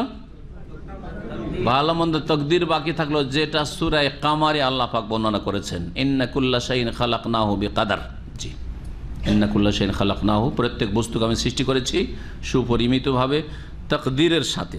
এই 2টি আয়াতের সমষ্টিতে ঈমানের পিলার কয়টি কোরআন দ্বারা প্রমাণিত হয়? 6টি। ঈমানের পিলার স্তম্ভ হচ্ছে 6টি। বাকারার শেষ রুকুতে যে আমানা রাসূলতে রয়েছে, ওখানে কয়টি ঈমানের পিলার উল্লেখ করা হয়েছে? ওখানে 4টি আছে, মাশাআল্লাহ। হ্যাঁ, আমানা রাসূল বিমা উনজিলা ইলাইহি মির রাব্বিহি ওয়াল মুমিন কুল্লুন আমানা বিল্লাহি ওয়া মালাইকাতিহি ওয়া কুতুবিহি ওয়া রাসূলিহি। ইয়াউমুল আখির নেই, পরকাল নেই, তকদির নেই। লা নুফাররিকু বাইনা আহাদিম মির রাসূল, লা নুফাররিকু বাইনা আহাদিম মির রাসূল ওয়া ক্বালু সামি'না ওয়া আতা'না গুফরানাকা রাব্বানা ওয়া ইলাইকাল মাসির। জি, মনে রাখবেন, যদি কেউ জিজ্ঞেস করে যে ঈমানের যে 6টি পিলার কোথায়, বলে 5টি এখানে আছে, আয়াত নম্বর 136 সূরা নিসার, আর একটি আছে সূরা কামারে। ইন্নাল্লাযীনা আমানু, নিশ্চয়ই যারা ঈমান নিয়ে আসলো, সুম্মা কাফারু, তারপরে যদি কুফরি করে, সুম্মা আমানু, তারপরে আবার বিশ্বাস স্থাপন করলো, সুম্মা কাফারু, তারপরে কুফরি করলো। কিছু লোক এরকম আছে সকাল বিকাল কুফরি করে। কিয়ামতের লক্ষণ হচ্ছে কিয়ামতের কাছাকাছি সময় ইউসবিহু রাজুলু মুমিনান ওয়া ইউমসি কাফিরান, সকালবেলা মুমিন মুসলিম হয়ে যাবে আর সন্ধ্যাবেলা আবার কাফির হয়ে যাবে। হ্যাঁ, যদি সন্ধ্যাবেলা মুমিন মুসলিম হয় তো সকালবেলা কি হয়ে যাবে? কাফির হয়ে যাবে। এটা যারা নিউ মুসলিম তাদের মধ্যেও অনেক মোনাফিকের ছড়াছড়ি এখন, হ্যাঁ তাই না? আর ওর চাইতে বড় হচ্ছে মুসলিমদের মধ্যে হঠাৎ করে একটা ধার্মিক পরিবারে, দিনদার পরিবারে একটা নাস্তিক পয়দা হয়ে গেল। দিনদার পরিবার, ভাবাই যাচ্ছে না যে এর বাড়িতে বেনামাজি পয়দা হইতে পারে। নাস্তিক তো দূরের কথা, নাস্তিক, আল্লাহ পরকালে বিশ্বাসী নয়, ইসলামকে অস্বীকার করে। হচ্ছে না ফিতনার যুগে গুমরাহ হয়ে গেল, বিভিন্ন গুমরাহির শিকার হয়ে গেল। এগুলি কিয়ামতের কাছাকাছি হবে। যদি এইরকম কেউ করে, ইমান নিয়ে আসলো কুফরি করলো, আবার ইমান নিয়ে আসলো আবার কুফরি করলো, সোম্মাজদাদু কুফরা, অতবার কুফরিতেই বৃদ্ধি পেল, কুফরিকে বৃদ্ধি করলো। লাম ইয়াকুনিল্লাহু লিয়াগফিরা লাহুম, যারা এরকম খেল তামাশা করবে মুসলিম সমাজের, যারা ইমান ভঙ্গ করে বারবার করে। আর মনে রাখবেন, নামাজ ছাড়া কি কুফরি? সঠিক মতে ফরজ নামাজ ত্যাগ করা হচ্ছে বড় কুফরি। এটা হচ্ছে গবেষক কলমাদের মত। জি, আর এটি হচ্ছে সাহাবায়ে কেরামদের ঐক্যমত, ইজমা। সুতরাং মনে রাখবেন, যারা নামাজ পড়লো মানে ইমান নিয়ে আসলো, আবার এক ওয়াক্ত ছেড়ে দিল, সুম্মা কাফারু, কুফরি করলো, আবার নামাজ ধরলো, আবার আমানু, আবার নামাজ ছাড়লো, সুম্মা কাফারু। তারপরে একসময় দেখা গেল আল্লাহ পাকের এমন ওর ওপর আসলো, আযাব আসলো, যে তুই যখন খেল তামাশা করছিস, কতবার নামাজ ধরলি, কতবার ছাড়লি। প্রত্যেক বছর রমজান মাসে নামাজ ধরে আর সওয়াল হলে ছাড়ে, ঠিক না? অধিকাংশ মুসলিম। তারপরে প্রত্যেক বালা মুসিবতে কয়েকদিনের জন্য নামাজ ধরে। আমার দেশের লোকেরা, মা মরেছে কিছুদিন নামাজি হয়ে গেল, মুসল্লি হয়ে গেল, বাপ মরেছে নামাজি হয়ে গেল, ছেলে মরেছে নামাজি হয়ে গেল, হ্যাঁ, স্ত্রী মারা গেছে নামাজ ধরে নিল, সুম্মা কাফারু, কিছুদিন পর নামাজ ছেড়ে দিল, আবার কোনো বিপদ আসলো, আবার নামাজ ধরে নিল। বালা মুসিবত যখন আসে তখন আল্লাহর দিকে ছুটে আসে, নামাজ পড়ে, আবার ছেড়ে দেয়। এইরকম যারা করে, আল্লাহ তাদের পরিণাম বলছে, লাম ইয়াকুনিল্লাহু লিয়াগফিরা লাহুম, আল্লাহ তাদের ক্ষমা করবেন না। যারাই খেল তামাশা করে আল্লাহ তাদের ক্ষমা করবেন না। ওয়ালা লিয়াহদিয়াহুম সাবিলা, আর তাদেরকে আল্লাহ সঠিক পথ প্রদর্শন করবেন না, সঠিক রাস্তায় পরিচালিত করবেন না। বাশশিরিল মুনাফিকিন, তারপরে মুনাফিকদের কথা আল্লাহ বলছেন, মুনাফিকদেরকে সুসংবাদ শুনিয়ে দাও। মুনাফিকদের জন্য শাস্তি আছে না নিয়ামত আছে? শাস্তি আছে। তো শাস্তি আবার সুসংবাদ হয় নাকি? দুঃসংবাদ, তাই না? কিন্তু শাস্তিকে আল্লাহ বলছেন বাশশির, সুসংবাদ। কি জন্য? হ্যাঁ, যেমন আপনারা বলেন, ছেলে খুব দুষ্টামি করছে, তুই আয় তোকে মজা দেখাচ্ছি। মজা দেখাবেন না সাজা দেখাবেন? আসলে তো মারবেন, তাকে সাজা দেবেন, কিন্তু কি বলছেন? আয় তোকে মজা দেখাবো। জি হ্যাঁ, কেন? ওইটা শুনতে একটু শক্ত লাগে। আরে বাপরে, মায়ের দিবে আমাকে, মজাতে মায়ের ঢুকা আছে ওখানে। ওই রকম এই সুসংবাদই দুঃসংবাদ চলছে। যদি আল্লাহ বলতে তাদেরকে দুঃসংবাদ শুনিয়ে দাও, তাহলে অত হইতো না, ওতে অলঙ্কার আসতো না। আর সুসংবাদ শোনাও কিসের? কঠোর শাস্তির, মর্মান্তিক শাস্তির সুসংবাদ শুনিয়ে দাও। আল্লাহ বলছেন বাশশিরিল মুনাফিকিন, মুনাফিকদের সুসংবাদ শুনিয়ে দাও। বিআন্না লাহুম আযাবান আলীমা, যে তাদের জন্য মর্মান্তিক আযাব, শাস্তি রয়েছে। আল্লাযীনা, কারা মুনাফিক? আল্লাযীনা ইয়াত্তাখিযুনাল কাফিরিনা আউলিয়া মিন দুনিল মুমিনিন, যারা মুমিন মুসলিমদেরকে বাদ দিয়ে কাফেরদেরকে বন্ধু হিসাবে, পৃষ্ঠপোষক হিসাবে, অভিভাবক হিসাবে, এরাই আমাদের আপনজন, এদের দ্বারা আমাদের স্বার্থ পুরা হবে, এদেরকে ঠিক না রাখলে আমাদের কিছুই ঠিক থাকবে না, সুতরাং এদেরকে আগে রাজি করতে হবে। এইরকম যাদের ধান্দা, হ্যাঁ, এরা কাফেরকে মুমিন মুসলিম বাদ দিয়ে পৃষ্ঠপোষক বানিয়ে ফেলেছে। রাষ্ট্রপতি যদি হয় আপনার মুসলিম, তো প্রধানমন্ত্রী হচ্ছে কাফের। জি হ্যাঁ, আছে না নাই? বা ছিল কি ছিল না? জি হ্যাঁ, রাষ্ট্রপতি মুসলিম, তার মুখপাত্র হচ্ছে কাফের। জি জানেন, ইয়াসের আরাফাতের মুখপাত্র হানান আশরাফি খ্রিস্টান, জাতীয়তায় বিশ্বাসী। যেহেতু হানান আশরাফি খ্রিস্টান হইল, সেও প্যালেস্টাইনি, সেজন্য তার মুখপাত্র একজন মহিলা, আর সে হচ্ছে খ্রিস্টান। সাদ্দাম হোসেন রাষ্ট্রপতি ইরাকের, তার প্রধানমন্ত্রী হচ্ছে তারেক আজিজ, একজন কট্টরপন্থী খ্রিস্টান, ইসলামের দুশ্মন। দেখেন পরিণাম কয়েক বছরের মধ্যে কি হলো, শেষ পরিণাম এদের কি হইল। জি জি হ্যাঁ, দুনিয়া আখেরাত সব সর্বনাশ আল্লাহ যদি মাফ না করেন, আখিরাতের কথা আল্লাহ ভালো জানে কি হবে, কিন্তু দুনিয়া তো আমরা সর্বনাশ তো দেখতে পাচ্ছি, তাই না? এইটা তো এই পর্যায়ে, আপনি নিজের ব্যক্তি পর্যায়ে দেখেন, 10টা কর্মচারী, তার মধ্যে কাফেরটাই বেশি আপনার ভালো লাগে। জি হ্যাঁ, কাফের ভালো কাজ করে, কাফের নামাজ টামাজ পড়তে গিয়ে সময় লস করে না, মুসলিম বা 5 বার করে নামাজ পড়তে যায়, এরকম বহু মালিকরা আছে না নেই? বহু মোদির ম্যানেজার আছে, এরা মুনাফিক, এরা মুনাফিক, যাদের কাফেরদের কাজ ভালো লাগে, মুমিন মুসলিমের কাজ ভালো লাগে না। তো মুনাফিক কারা, আল্লাহ পাক কার জন্য কঠোর শাস্তি রয়েছে, আল্লাযীনা ইয়াত্তাখিযুনাল কাফিরিনা আউলিয়া মিন দুনিল মুমিনিন, যারা মুমিন মুসলিমদেরকে বাদ দিয়ে কাফেরদেরকে বন্ধু হিসাবে, পৃষ্ঠপোষক হিসাবে, অভিভাবক হিসাবে গ্রহণ করে। আয়াবতাগুনা ইনদাহুল ইজ্জা, তাদের স্বার্থ হচ্ছে এদের মাধ্যমে আমরা শক্তিশালী হতে পারবো, কাজ বেশি পাবো, হ্যাঁ সুবিধা বেশি পাবো। তাই আল্লাহ বলছেন যে আয়াবতাগুনা ইনদাহুল ইজ্জা, এই কাফেরদের কাছে এরা মান সম্মান ইজ্জত চাই, যে এদের মাধ্যমে আমরা উপরে উঠবো। শুনে রাখো, ফাইনাল ইজ্জাতা লিল্লাহি জামিয়া, সমস্ত ইজ্জতের মালিক আল্লাহ। সমস্ত ইজ্জত কার? লিল্লাহ, আল্লাহর জন্য, মানে আল্লাহ মালিকর। এই পানিটা কার? বলছে লি, আমার, তাই না? লি মানে আমার, আমি এর মালিক। ঠিক তেমনি ইজ্জত কার? লিল্লাহর, মানে ইজ্জতের মালিক কে? আল্লাহ ইজ্জতের মালিক, যাকে ইচ্ছা ভাগ বন্টন করে দেবেন। অত ইজ্জু মান তাশাউ অত যিল্লু মান তাশাউ বিয়াদিকাল খায়রু ইন্নাকা আলা কুল্লি শাইইন কাদির। যাকে চান আল্লাহ পাক ইজ্জত সম্মান দান করেন, যাকে ইচ্ছা আল্লাহ লাঞ্ছিত অপদস্থ করেন। সমস্ত কল্যাণ আল্লাহ পাকের হাতে, আল্লাহ পাক সর্বশক্তিমান, সবকিছুর উপর ক্ষমতাবান। ওয়াকাদ নাযালা আলাইকা ফিল কিতাব আন ইযা সামি'তুম আয়াতিল্লাহি ইউকফারু বিহা ওয়া ইউস্তাহজাউ বিহা ফালা তাকুদু মা'হুম হাত্তা ইয়াখুযু ফি হাদিসিন গায়রিহি ইন্নাকুম ইযা মিসলুহুম ইন্নাল্লাহা জামিউল মুনাফিকিনা ওয়াল কাফিরিনা ফি জাহান্নামা জামিয়া। আল্লাহ রাব্বুল আলামিন এখানে ইরশাদ করছেন যে মজলিসে বসার ক্ষেত্রে যদি পাপের মজলিস হয়, সেটা শিরকের পাপ হোক, বেদাতের পাপ হোক, অথবা যে কোনো রকমের পাপ হোক, মানুষের হকের ক্ষেত্রে পাপের মজলিস হোক, অথবা হারাম পান করার, হারাম খাওয়ার মজলিস হোক, হারাম কাজ চলছে, গান বাজনার মজলিস হোক, ফিল্মের মজলিস হোক, সিরিয়ালের মজলিস হোক, যে কোনো অনুষ্ঠান যেখানে পাপ হয়, 2-4 জন বসে আছে, পাপ হচ্ছে, সেখানে মুমিন মুসলিমের বসে থাকা জায়েজ নয়। এমনকি এর অন্তর্ভুক্ত হচ্ছে যেখানে সিগারেট খাচ্ছে, সিগারেট পান করছে কয়েকজন, জর্দা দিয়ে পান তৈরি করছে হুজুর আর খাচ্ছে, আর ওই হুজুরের সাথে বসে বসে গল্প করছেন, জায়েজ নয়। ভালো করে শুনেন, কোরআনের আয়াত দ্বারা আজকে আপনাদেরকে শোনাবো। শুনেন, আল্লাহ পাক বলছেন ওয়াকাদ নাযালা আলাইকুম ফিল কিতাব, তোমাদের উদ্দেশ্যে আল্লাহ পাক আল কিতাব কোরআনে কারিমে নাজিল করেছেন। এর আগে আয়াত নাজিল হয়েছে, এই সূরা নিসার আগে সূরা আনআম নাজিল হয়েছে। সূরা আনআমে এই বিষয়টি আল্লাহ রাব্বুল আলামিন বর্ণনা করেছেন। সেটা হচ্ছে আন ইযা সামি'তুম আয়াতিল্লাহ, যখন তোমরা শুনবে যে আল্লাহর আয়াতের সাথে ইউকফারু বিহা, কুফরি করা হচ্ছে, কোন একটা অনুষ্ঠানে আল্লাহর কোনো বিধিবিধানকে অস্বীকার করা হচ্ছে, ইসলাম বিরোধী কথা হচ্ছে, এইরকম বহু অনুষ্ঠান চলছে। হ্যাঁ, চলে না? পলিটিক্যাল অনুষ্ঠান, ইসলামের বিরুদ্ধে কথাবার্তা আলোচনা হচ্ছে, হ্যাঁ, অথবা সামাজিক বিচার, সেখানে ইসলামের বিরুদ্ধে বিচার হচ্ছে, ইসলামের উল্টো বিচার হচ্ছে, জি, জুলম অত্যাচার হচ্ছে। এই রকমের খাওয়া দাওয়ার মজলিস, সেখানে আল্লাহর কথা নেই, আল্লাহর দিন বিরোধী কোনো কথাবার্তা চলছে, এইরকম যে কোনো মজলিস হোক না কেন, ছোট মজলিস হোক অথবা বড় মজলিস হোক, জি, যখন দেখবে যে আল্লাহর আয়াতের সাথে কি করা হচ্ছে, কুফরি করা হচ্ছে, আল্লাহর আয়াতকে অমান্য করা হচ্ছে, ওয়ায়ুস্তাহজাউ বিহা, আল্লাহর বিধিবিধানকে নিয়ে বিদ্রূপ করা হচ্ছে, উপহাস করা হচ্ছে, ঠাট্টা মজাক চলছে। দেখছেন দাড়ি নিয়ে মজলিসে বসে, আরে দাড়িওয়ালারা বেশি খারাপ।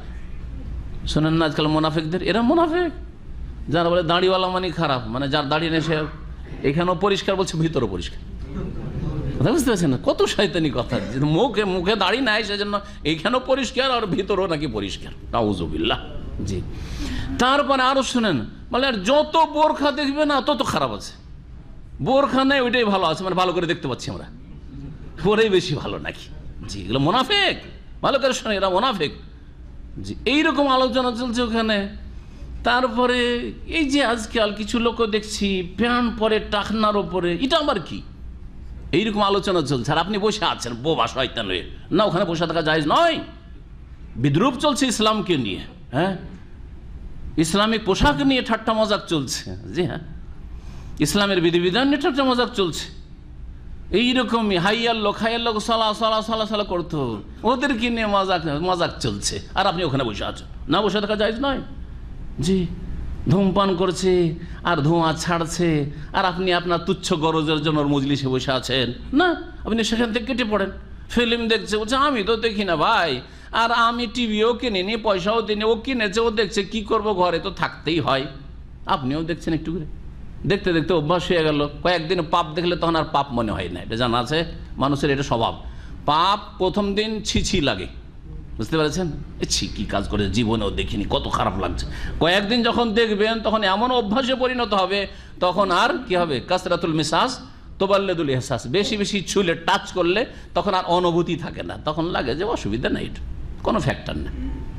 আর এগুলো মেনেই নিতে হয় আজকাল, কি করব, যুগ জামানা খারাপ, দোষ চাপায় কার ওপর, যুগ জামানা, মানুষ সব ভালো, যুগ জামানাই খারাপ। আল্লাহ পাক রব্বানা বলছেন যে আল্লাহর আয়াতকে অস্বীকার করা হয় অথবা আল্লাহর আয়াতকে নিয়ে ঠাট্টা উপহাস করা হয়, ফালা তাকুদু মাহুম, তাদের সাথে তোমরা বসিও না। কতক্ষণ বসা চলবে না, হাত্তা ইয়াখুযু ফি হাদিসিন গায়রি, যতক্ষণ পর্যন্ত তারা অন্য কোনো আলোচনায় লিপ্ত না হয়। যতক্ষণ সিগারেট খাচ্ছে বসেন না, যতক্ষণ ফিল্ম দেখছে বসেন না, হ্যাঁ, যতক্ষণ তারা হারাম দেখছে, অত হারাম করছে তখন বসিয়েন না, হারাম আলোচনা করছে, পাপের আলোচনা করছে বসিয়েন না। গরজ আছে যখন তাদের হারাম পুরা হইলো তখন বাইরে দেখা করেন, যেখানে পাপ হয় না সেখানে তার সাথে কথা বলেন। এইরকমই এই আয়াত অত্যন্ত ব্যাপক। আমাদের বিবাহ শাদীগুলি, মুসলিম সমাজের সামাজিক যে বিবাহ, তাতে অধিকাংশ ক্ষেত্রে হারাম কাজ হয়, মাত্র কয়েকটি সুন্নতি কাজ হয়, আর বাকিগুলি সব হয় বেদাত, আর না হইলে কি হারাম নাজায়েজ। ভিডিও করা হচ্ছে, মহিলাদের ভিডিও করছে, আর নিয়ে আসার পর সৌদি আরবে বন্ধু বান্ধব নিয়ে দেখাচ্ছে, ওর মা বোন খালা ফুফু গোটা বংশের মহিলারা বিয়ে খেতে এসছে, সবার ছবি দেখাচ্ছে। ওই রকম বিয়ের মজলিসে যাওয়া জায়েজ? ফালা তাকুদু মাহুম, যেখানে ভিডিও করা হচ্ছে মহিলাদের, খবরদার সেখানে বসবে না। আর পুরুষদেরই যদি বিবাহের ভিডিও করা হয়, এতে কোন সার্থকতা আছে? স্বার্থ যদি থাকে, দিনই স্বার্থ, যে এর মাধ্যমে একটা লোক হেদায়েতের সম্ভাবনা আছে, সেটা ঠিক আছে, সওয়াবের কাজ, কথা বুঝতে পেরেছেন। অথবা এই ভিডিও করার মাধ্যমে আমরা এখানে কিছু দান পাবো, অনুদান পাবো, কুয়েত থেকে আমাদের ইফতারি দেবে অথবা কোরবানি দেবে, চেয়েছে যে কোরবানির গোস্ত কাকে কাকে বিতরণ করলাম, অথবা কত লোক আমাদের ইফতারি করছে ইফতার ক্যাম্পে, এটা চাই ছবি না চাইলে আপনাকে দান দেবে না, তো দেবেন না, তখন ছবি করবেন, কারণ এটা সওয়াবের কাজ। আপনি বহু লোকের খাদ্যের ব্যবস্থা করলেন, আপনি বহু লোকের কোরবানির ব্যবস্থা করলেন, বহু লোককে দাওয়াত দিয়ে শিরক বিদআত আর গোমরাহি থেকে, বেদিনী থেকে আপনি উদ্ধার করলেন। সুতরাং সেই ক্ষেত্রে ইসলামের স্বার্থে আপনি করছেন, আল্লাহর সন্তুষ্টির জন্য করছেন। কিন্তু শখ করা ছবি, সেলফি, আর তারপরে এইরকমই যেগুলি বললাম, এই সমস্ত কিছু বসবেন না ওখানে যেখানে পাপ হচ্ছে। বিবাহ শাদীতে আরও বহু বিদাতি কাজ হচ্ছে, নাজায়েজ কাজ হচ্ছে। বরযাত্রী কমপক্ষে 100, ঠিক না? আপনার দেশে কত করে বরযাত্রী যায়? মাত্র 100, 200, 250 দেখেছি। হ্যাঁ, 500, আউযুবিল্লাহ, এটা প্রথম শুনলাম, কিন্তু 200, 250 দেখেছি। 200, 250, এক ভাই বলছেন 500 করে বরযাত্রী। বললেন এই বরযাত্রীকে কে খাওয়াবে? যারা নিয়ে যাচ্ছে তারা খাওয়াই না, ওই মেয়েওয়ালাকে খাওয়াইতে হয় মজবুর হয়ে। মেয়েওয়ালা কেন খাওয়াবে? তার ঘরে মেয়ে জন্মে সেই জন্য? হ্যাঁ, অপরাধ করেছে, মেয়ে জন্ম দিয়ে অপরাধ করে দিয়েছে না, সেই জন্য এই জুলুম করে খাবেন, হারাম খাবেন, রুজি হারাম, ভালো করে শুনে রাখেন। যে নিয়ে যাচ্ছে সে খাওয়াক, ঠিক আছে, আমি আমার আত্মীয় স্বজন বন্ধু মহলকে নিয়ে যাচ্ছি, আমার খরচে তোমরা খাও, ঠিক আছে, জায়েজ, খাও খুব। জি, সুতরাং বরযাত্রী হিন্দুদের, এই যাত্রী হিন্দুদের থেকে নেওয়া হয়েছে, ভালো করে শুনে রাখেন। সুতরাং যেখানে এই রকমের বরযাত্রী যায় সেই বিয়েতে যাবেন না, এটা ইসলাম বলে ফালা তাকুদু মাহুম, এইরকম বরযাত্রীদের সাথে বসবেন না। হ্যাঁ, ইসলাম বুঝতে হবে, কোরআন এবং হাদিসের আলোকে ইসলাম বুঝতে হবে। ঠিক আছে, একটা বাড়িতে 10-20 জন চলে গেলে মানুষ খাওয়াইতে পারে, 25-50 জন, 100 জন, তো চাপের মুখে খাওয়াচ্ছে। মেয়ের বিয়ে দিতে হবে নিরুপায়, তাছাড়া তো উপায় নেই, ঋণ খরচ করে যাই হোক আমাকে খাওয়িয়ে দাওয়িয়ে কোন রকম করে মেয়েটাকে উঠিয়ে দিতে হবে একটা ছেলের হাতে, না হইলে উপায় নেই, তাই না? যৌতুক নিচ্ছে, জি, হোন্ডা নেবে, আর আপনি ওই বিয়েতে গিয়ে হাজির। হ্যাঁ, নাজায়েজ, এরকম বহু নাজায়েজ কাজ হচ্ছে। মেয়েকে কবুল করাচ্ছে, হাদিস আছে মেয়েকে কবুল করাইতে হবে, এক বিদআত।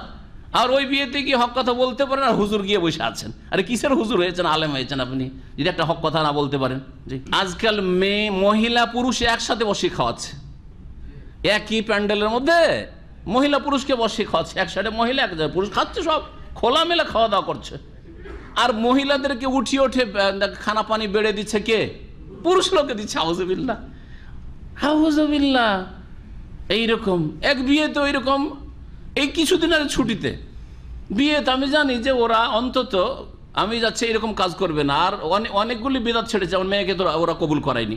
কিন্তু দেখি হঠাৎ করে আমাকে যেই সময় খেতে ডাকছে, মাসলা মাসের কিছু জিজ্ঞেস করলো বাইরে, তারপরে যে খেতে ডেকেছে দেখি যে মহিলা বসে এক কোণে খাচ্ছে। আরে এটা কি আবার এরকম কেন? আমি সাথে সাথে ফিরে চলে আসলাম, ওরা তো খুব ভয় খেয়ে গেল। তারপর তাড়াতাড়ি করে সেরে দিয়ে মহিলা বলছে আমাদের এটা ভুল হয়ে গেছে, ভুল হয়ে গেছে, ভুল হয়ে গেছে, ভুল হয়ে গেছে।